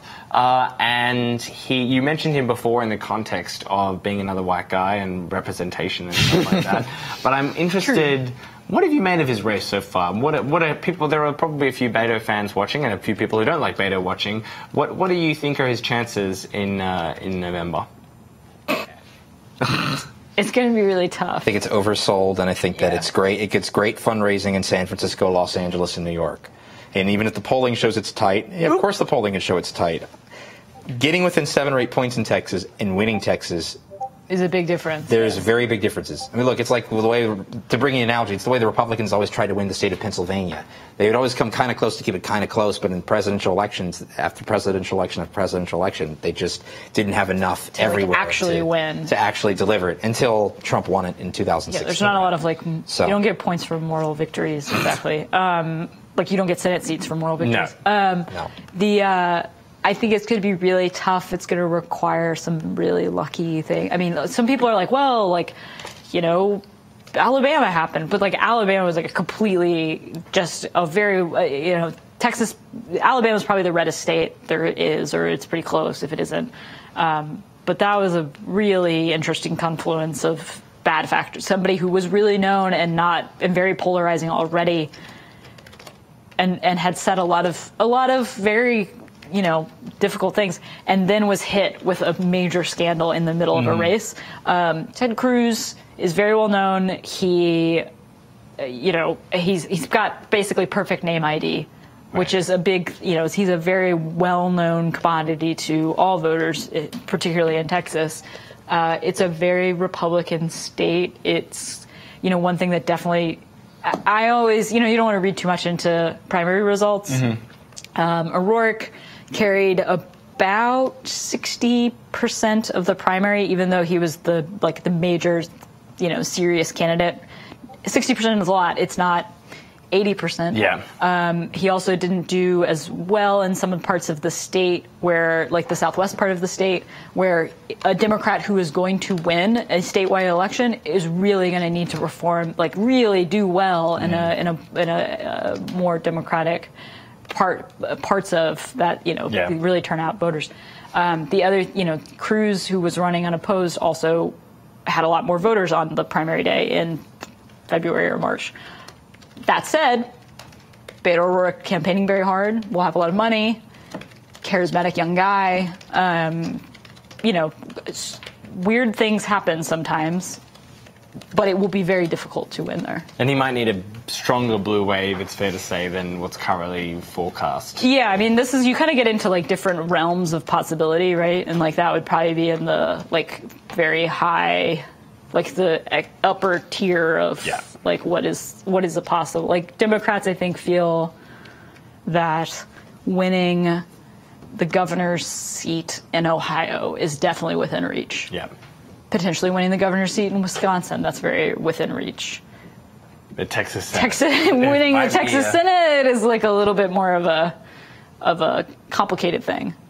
Yeah, that might be a little bit more difficult. Yes. Texas for a whole bunch of reasons, as we've talked about tonight. So we are still waiting on these last few results. Brandon's furiously messaging his contacts out there in the 7th District. One other last thing I would add too about Texas is even though this isn't a comment on on O'Rourke's chances, because he's really campaigning quite aggressively, and it could totally work out for him. I'm not predicting the future because I don't do predictions anymore. But one notable thing is the Julian Castro, Joaquin Castro, his brother, who's in the Congress. Yep. Neither one of them ran for that seat. And that, I think, is a kind of a reflection of maybe where, those guys are young, promising Democrats too, who are from San Antonio, or that part of the state, where they're not running for that seat. And I think that's a little bit of a reflection maybe of how challenging people maybe think it is to beat Ted Cruz in a Senate. They don't feel like the Castro brothers, who are already such big names there, they don't want this yet because they don't feel like they can win it. Yeah, this stage, I mean, right? they don't want to tip their hand, so to speak, But crazier things, I mean, Massachusetts and Maryland have Republican governors right now. Yeah.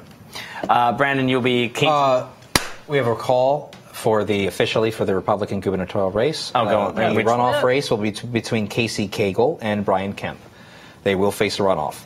Hunter Hill will not have enough votes to make up the deficit right now behind Kemp. He has a 28,000 vote deficit. He's not making that up in Fulton and Cobb and DeKalb. So, DeKalb. Well, there you go. I was hoping you were going to say the Texas 7th, but that's all right. We'll take the Republican Georgians.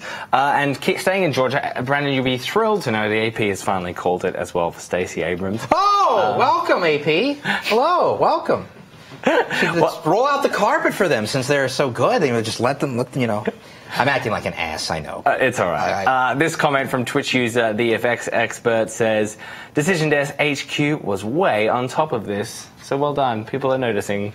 I mean, you are leading into it a little bit. I am. So that's I'm really getting a little. How could they? Uncomfortable. I am going to get an earful of this tomorrow from my business partners saying, "What are you doing? Don't go like that." But I don't. There you go. That's is your motto always faster than the AP, or is that just tonight? You're just saying.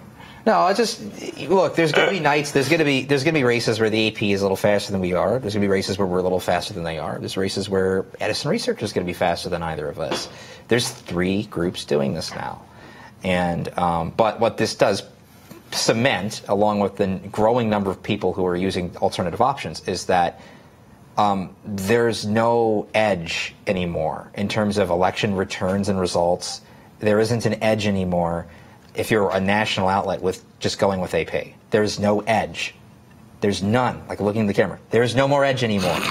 You are not going to get it dramatically faster consistently than you get it from either with the networks do it with Edison or with us. So if you're told that, stop listening to the sales pitch from them. Can you, for the layman, you've been talking a lot about... Because that was their thing for years, was that we're the ones that do the count of the vote. Well, you are. You're one of the people that count the vote now. You're no longer the only game in town. And that's kind of the whole emphasis here. My fight isn't with them over all this. I think that there should be more and more outlets that cover returns, and there should be more analysts out there processing the returns. The more information that we provide to the public transparently, the better. And the better it is for people who are watching election nights. It helps to suffocate conspiracy theory. It helps to instill more confidence in our media and in coverage of elections and returns and not questioning the results so damn much. It helps to have multiple groups doing the same count. Because guess what? The AP and Edison and my group, I'm going to talk crap all I want right now. At the end of the night, we're all going to have the same vote tally at the very end. Unless somebody really screwed up, we're all going to have the same vote tally at the end of the night. But it's nice to have multiple sources of this information, and I think it's a good thing for the country to have that.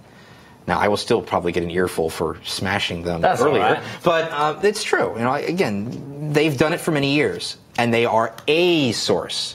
They are not the definitive source anymore. They are not the only source anymore. And if they push back on that, you can ask them to ask the networks whether or not they're the definitive source anymore, because... For the layman, use that. For the layman out there, can you talk us through what you do differently than what they do? What we do differently is this. We have a system in place too, and I can only talk a little bit about it, but our system is based on have people on the ground where you need them. You don't need to put a person. There's no value in having 4,000 people on the ground. I'm sorry. It sounds good. It's great fluff in your presentation about why someone should buy your product. But you don't need 4,000 fucking people on the ground anymore. This is 2018. You can use state and county resources. there are phone calls, there are faxes, there's a multitude of options for us now to obtain these returns. We establish relationships with the clerks early, ask them what's the best method to get the returns from them without being a pain in their ass, because no clerk wants to be called every 5 minutes asking them for the next round of precinct updates, which we still do from time to time. And then that's all fed into our database, which what I get to look at and which everybody's looking at here with the API.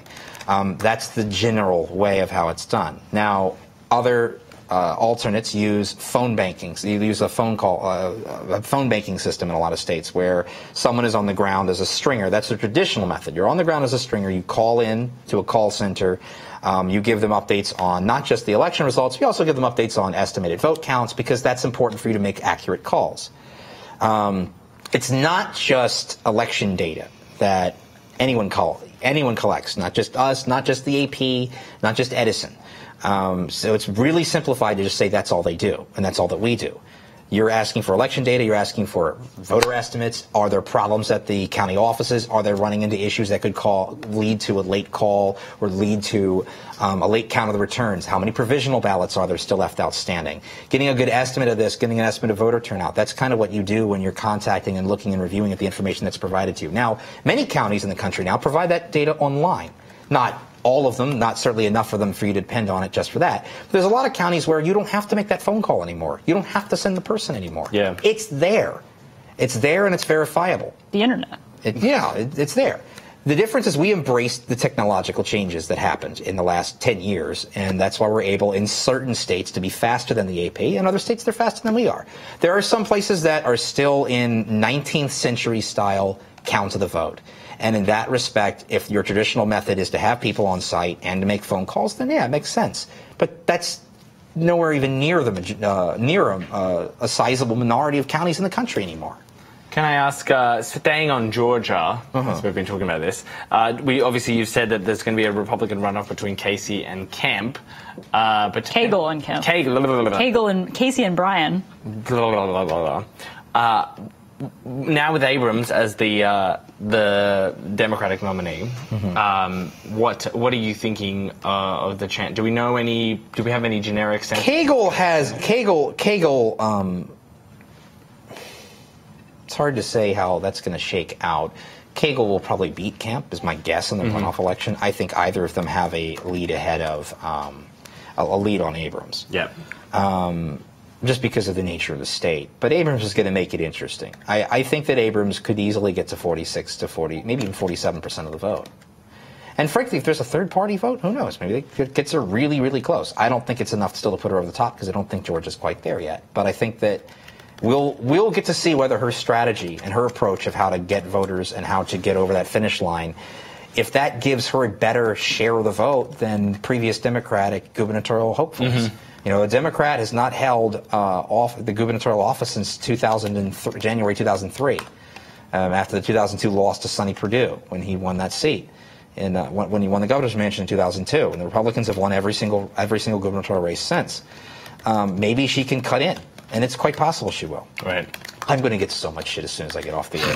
The second I get off this line, I can just sense it. But I don't care. It's a fun night. Let's keep having fun with covering returns. Let's check back over to Texas. I just published a story while we were... Yeah, do we have anything from Texas? What's going on?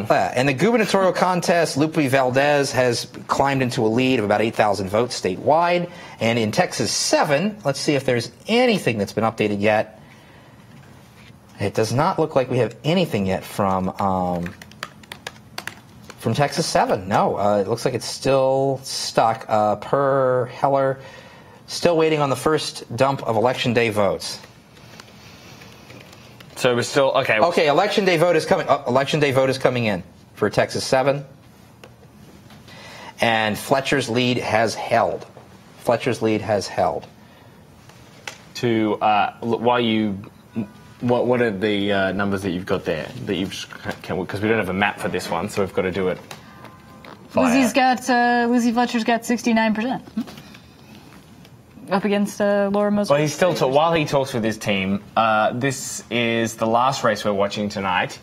This is the Texas 7th. This is this runoff between Laura Moser and Lizzie Fletcher there. Lizzie Fletcher, the establishment DCCC-backed favourite. The DCCC were quite vocal in the first round of the elections, even trashing her opponent there, Laura Moser, publicly, had to pull out in the runoff, and as a result, Laura Moser's campaign arguably lost a little steam once they lost an enemy there, and now she is running, well, at least on the early votes, that's the tally you're seeing there, quite behind, and we've been waiting for the last 20 minutes or so for this first round of election day results to come in, and Brandon's just informed us that they have. Okay, this is effectively over half the vote already in, and the election day vote, I'm asking him right now with the election day vote, E-day vote, any difference? We can see if there's no difference in the vote share with 5 precincts coming in, then we're done with Texas. Then we are done with Texas 7. I'm just waiting for his response because he's there physically at the office and having him look at the sheets. Right. So we might have an answer for you all in very, very soon. The meanwhile, we just published a nice story from Darren Sands, who's been on the broadcast. In Georgia. He's been covering the Stacey Abrams campaign for a long time. He wrote about it last summer, actually. She also, she's been an interesting figure for the last few years in Democratic politics there, and is somebody that people are already were excited about. People are going to be excited about. Deval Patrick, who was black also, and who was governor of Massachusetts, told Darren, "I am so proud to see the good people of Georgia stepping forward this way in support of a superbly prepared candidate." So there will be quite a bit of enthusiasm and support, I think, for her this year from Democrats. And the New York Times points out that, I mean, she is trying to become the first black woman governor, but she's just made history by being the first black woman to be the head of a ticket in a governor's race. As well. Yeah, which is... Again, there's a lot of firsts. There's a lot of firsts. Big night for first. We did say that on our points here. Yeah. A very interesting night so far, and I think we're just, as we said, waiting for this last trickle of for Brandon's team to try to work out what's going on there in the 7th, and we should be able to call this very soon, and that should be it. But I want to bring up... we had our reporter Alexis Levinson at the Laura Moser party, rather, down there in Houston with some great dogs. And we had a couple of close-ups, and I think this is from, can we bring up this tweet from Slade? I mean, I knew there was a Stacey versus Stacey primary, but I had no idea that there was a pundit dog named Alexis Levinson. That's what's up. Alexis will be thrilled with that tweet, Slade. Thanks very much. She'll love that.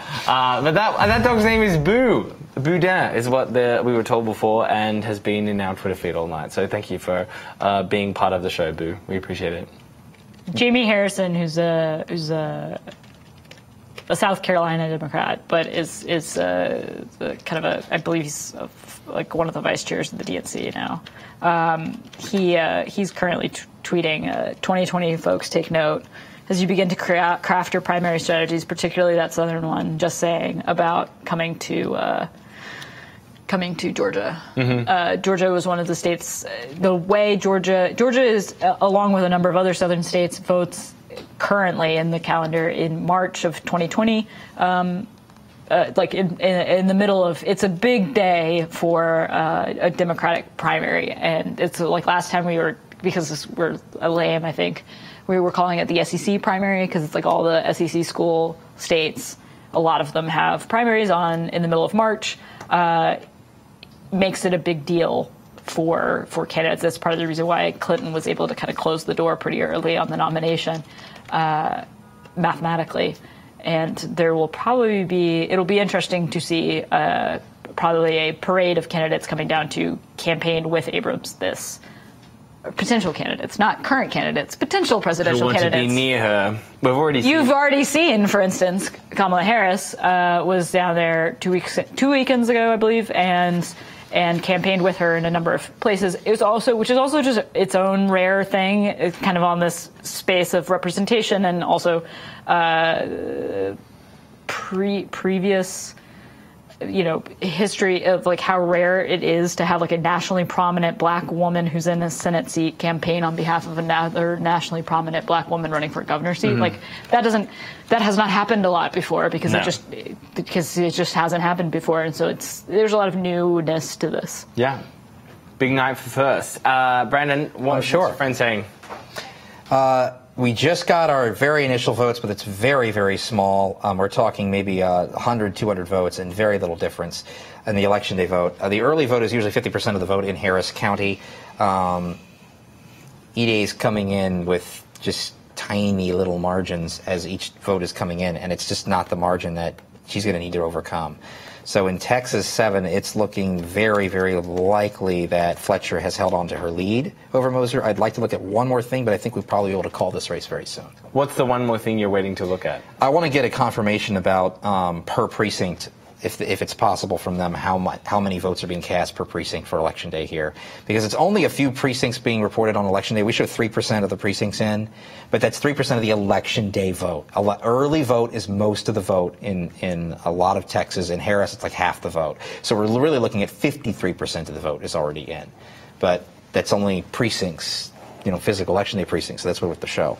Once I can confirm with him that that's the case, then we're going to call this probably for Fletcher. Right. So just to everyone watching at home, this is this race in the Texas 7s between Lizzie Fletcher and Laura Moser. The stats you're looking at there on the side are the early voting stats, and a very strong lead, obviously, for Lizzie Fletcher. Brandon and his team have been waiting for the votes from today to come through. Polls closed about almost 2 hours ago, and they're just taking their sweet time in Texas there. But he's had the first few hundred votes come in. The lead is about the same there between Lizzie Fletcher and Laura Moser, but he's just waiting, as he said, on a few more, one bit more of detail. So we're just still going until we get that, and then we will hopefully be able to call that race very soon for you all. We've had an interesting night. What were your, main takeaways so far, Catherine, that you've seen tonight? Good night. Another good night for Democratic women for the most part. Just continue to kind of outperform when there's an equal expectation. Yeah. We've certainly seen that in the Kentucky race. The Georgia race will be really interesting as the year goes on. Obviously, Casey Cagle did not want to be in a runoff, too, which means he'll have to spend more money campaigning in a runoff against Kemp, which will give it that helps. That always you want to be the candidate, not in the runoff. Yes. Stacey Abrams, it's a big deal to have a black woman on top of a ticket. I think there will be a lot of energy and a lot of money spent there this year. It will be an interesting race, if nothing else. And in Texas, it seems as though what kind of national D.C. Democrats wanted to happen is happening in Texas.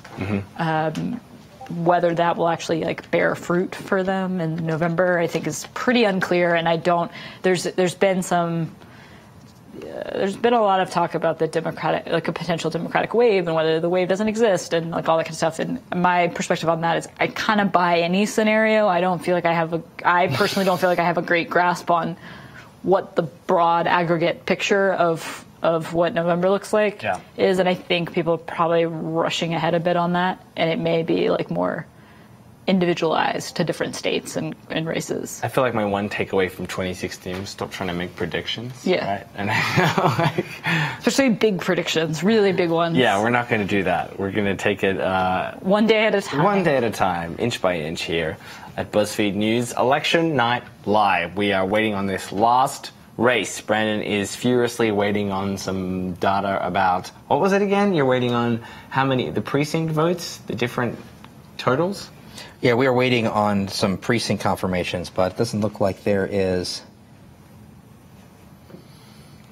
Nope, he's still counting. Well, as he does that, just a reminder that you can tweet us any questions as we near the end of tonight's broadcast about what you've seen using the hashtag BFElection, or comment in whatever comment section of whatever platform. 407 election day votes so far in 5 precincts. So there's going to be another 10,000 votes in that district. We are not waiting for all 10,000. What's taking so long? It's just taking a while. But with that, she needs to win the remaining balance by 39% of the vote on Election Day. And she lost it by 39% on the early vote. And the Election Day vote went to her just very narrowly. Oh, no, hold on one second. Election Day vote is officially 62-38 Lizzie Fletcher. This is over. This contest is over. Fletcher has won. There we go. That's Decision Desk HQ calling the Texas 7th District, as we expected, for Lizzie Fletcher, the DCCC-backed candidate, defeating the DCCC opposed candidate, Laura Moser. Yeah. So there we go. But elsewhere tonight, the DTRIP did lose in Kentucky, where they, or not lose, but like the candidate that they wanted did not win in the Kentucky race, the Jim Gray over. Well, I'm just going to announce it one more time for those people watching at home. The Texas 7th District has gone for the Democratic primary to Lizzie Fletcher. There's a very appropriate air horn. So those are the two big races we were watching tonight. Let's bring them up again. Stacey Abrams is the Democratic nominee for governor in the great state of Georgia, and Lizzie Fletcher is running in the 7th District for the Democrats there in Texas as well. Against Culberson. John Culberson. There we go. It's going to be an interesting few months ahead. What a night. Women have done well. The DCCC's had mixed results. We've had Republicans are going to runoffs, but also those the current incumbents have also obviously slid in quite easily as well. History's been made, obviously, with Stacey Abrams. We can't overlook that. That's very exciting. Please follow along and read Darren's reporting that he's just published. Yes. Great story, wrapping up the history there of that race. Mm-hmm. And check out Alexis for more from Texas. Alexis is still at the Laura Moser party, and she'll be tweeting that victory as that goes on. I assume the concession speeches that's coming. It looks like it's in the backyard of a bar, it looks like, some sort of pub. There's lots of dogs. Nice, the environment. Oh, it looks great. I wish I were there and not here with you guys, that's for sure, no offense. Any final thoughts, Catherine, on what you've seen? Well, the RGA, Republican Governors Association, just put out a statement attacking Stacey Abrams as a far-left radical committed to imposing an extreme agenda on Georgians. There we go. So there's a preview of what that's going to be like. But we did have, you were already saying before, that Stacey Abrams gets to start concentrating on the general, whereas the Republicans have to keep fighting amongst each other and keep giving her potentially more ammunition for the... Correct. Yeah. Yes. Right? So we've got a whole few months of that to look forward to. What is our next election show? Do you know when the next one we're doing? It's not in... Probably June 26th. June 26th. 26th, but who knows? Stay tuned for updates. We will keep everyone abreast of which races make the most sense to cover. Okay. Upcoming. We're going to do just to double check in again with the results tonight. That's Lizzie Fletcher in the Texas 7th that was one of the key races we were watching, and also Stacey Abrams for the Democratic nominee for governor. And we're going to cross now to Stacey Abrams' election party in Atlanta.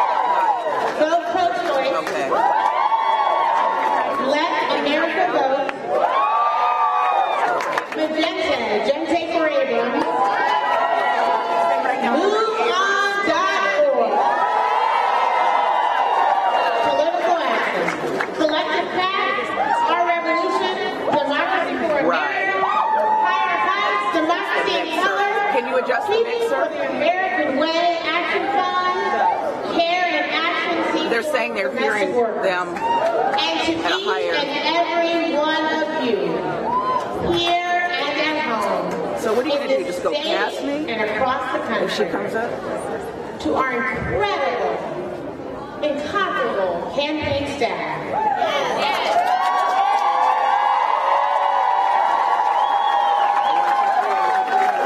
All of our wonderful supporters, our heartfelt thanks. Without your support, we would not have made history tonight.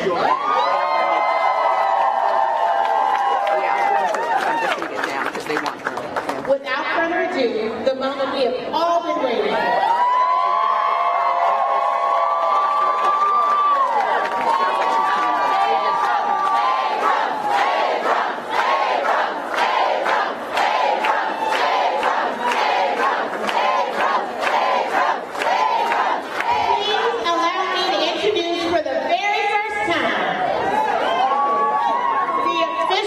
Democratic nominee.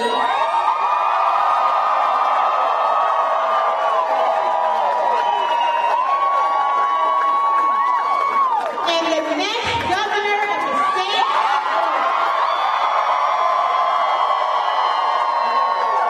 Stacey Abrams.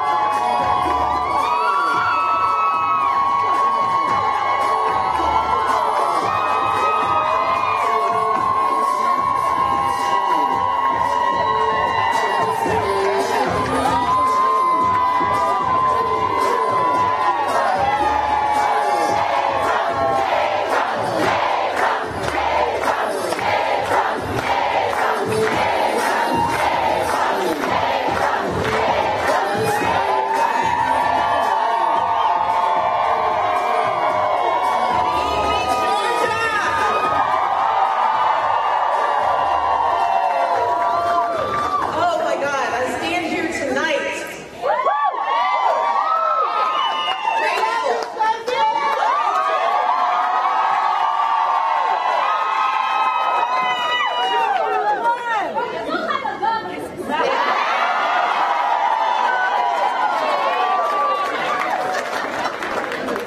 I stand here tonight. I am so grateful. We're going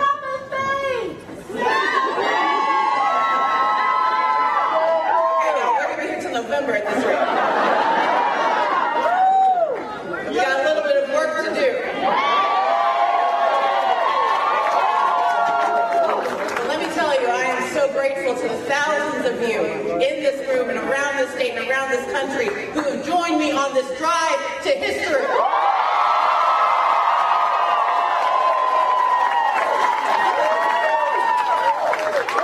We are writing the next chapter of Georgia's future, where no one is unseen, no one is unheard, and no one is uninspired.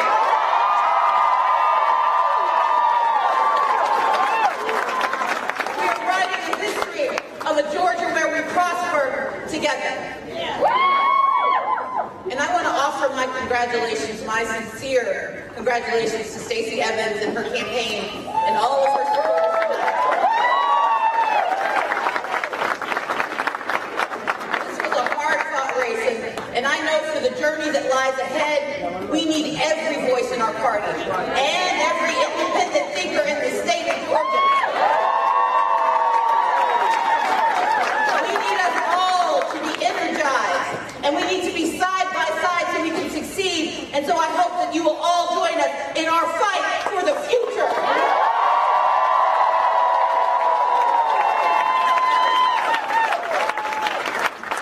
Let's be clear, our mission is about more than success at the ballot box in November. Our mission is to see beyond the challenges that face us, to create a Georgia where our dreams and our aspirations become real and lasting legacies. We are trying to create a state of excellent schools with jobs that create wealth and opportunity, with good leaders who stand up for all of us.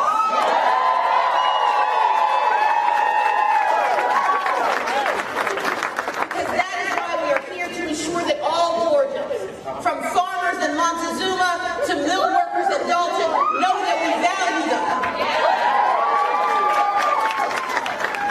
So that educators in Sparta and airport workers in College Park know we see their efforts. So that former prisoners across our state working towards war know we believe in their redemption.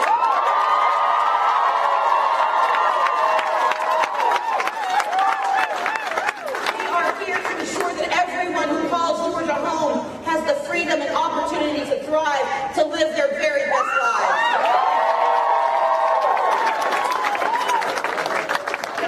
I am a product of the power of that mission. I am the child of a shipyard worker and a college librarian who were called to become United Methodist Ministers.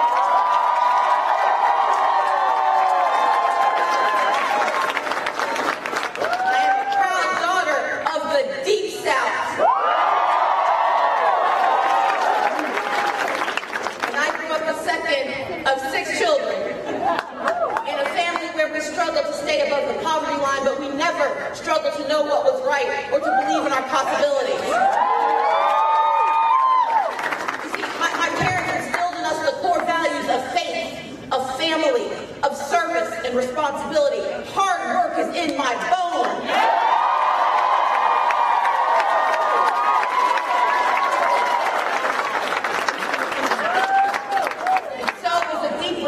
For those who wake up early and come home tired, but ready to read to their kids at night. For the families that come home just to change clothes to get ready for their second job. And all those who are just getting by, or those who are doing well but worry for the next generation. I have a respect for those who care for their loved ones, or those who've already earned their rest in retirement. A respect for our service members, their families.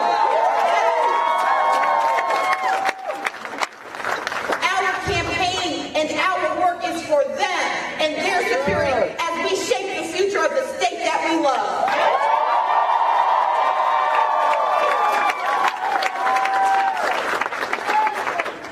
And this time, we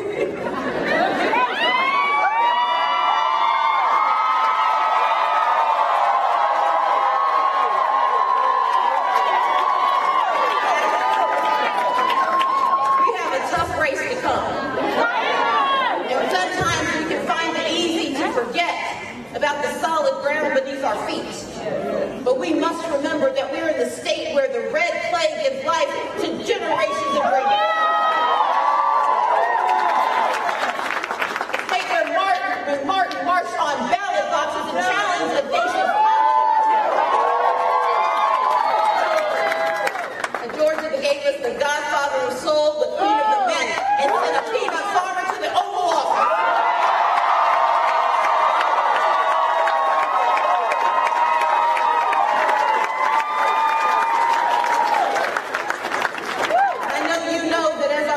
Rich and complicated history courses through our memories on nights like tonight when the unexpected becomes the truth.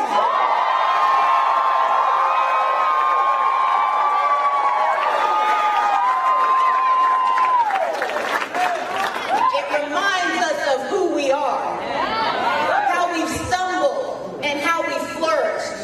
And it commands that we embrace our obligation to live up to Georgia's tradition of pride and promise, but to always remember our very complex roots. And together we will shape a future with a boundless belief and historic investment in the children at the very core of every decision we make.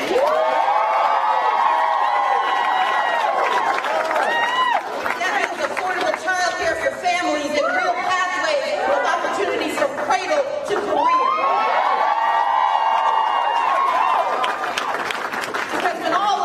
Children have a chance to reach their potential, regardless of their zip code or their family salary. We can reach our potential as a state. And we will unleash the full power of our people. That is why public education and public schools must remain the beating heart of Georgia.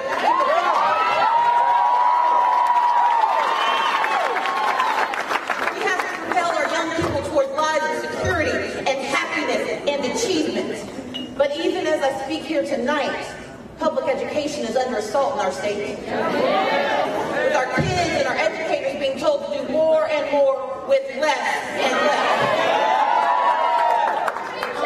But as the state's public education governor,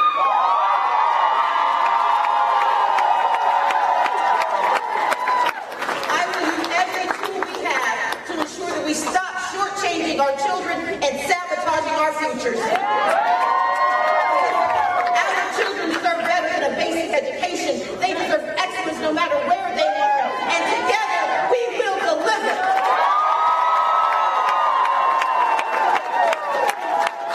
We deserve an economy that works in all 159 counties and gives Georgians the freedom to do more than just survive. We deserve a diverse and inclusive economy, one where one can succeed. And that gap between struggle and success has too often been overlooked by our leaders. But together we will renew the respect for the dignity of work in every field, every sector, and every region of Georgia.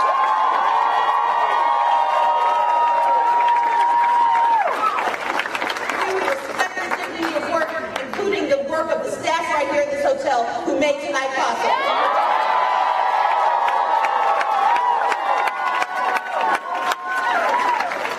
Because there's a secret truth we don't talk about too often, because everybody wins when we choose to honor hard work with wages you can raise a family.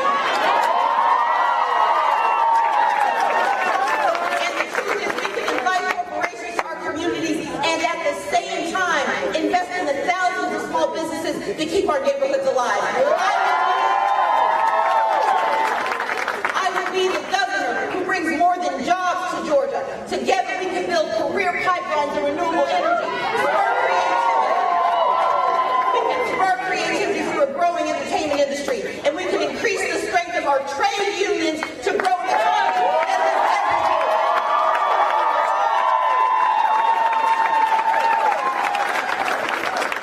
Together we can build an economy as strong and as diverse as our state. A state where we can give our people license to dream.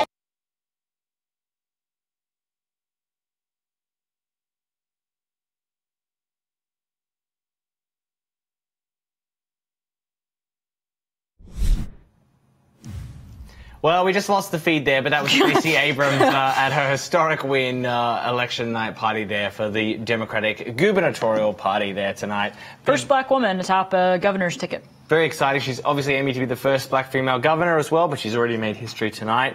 We've been following a bunch of races, and we just want to say thank you very much for staying with us tonight.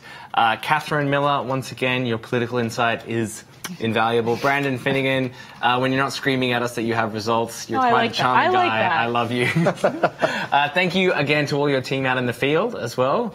And I want to say thank you to our hardworking crew who's been here tonight behind the scenes, both here in New York and in Houston and Atlanta tonight. I'm David Mack. Thank you guys for watching. We'll see you in a few weeks for the next one of these shows. See you then. Bye. Bye, everybody.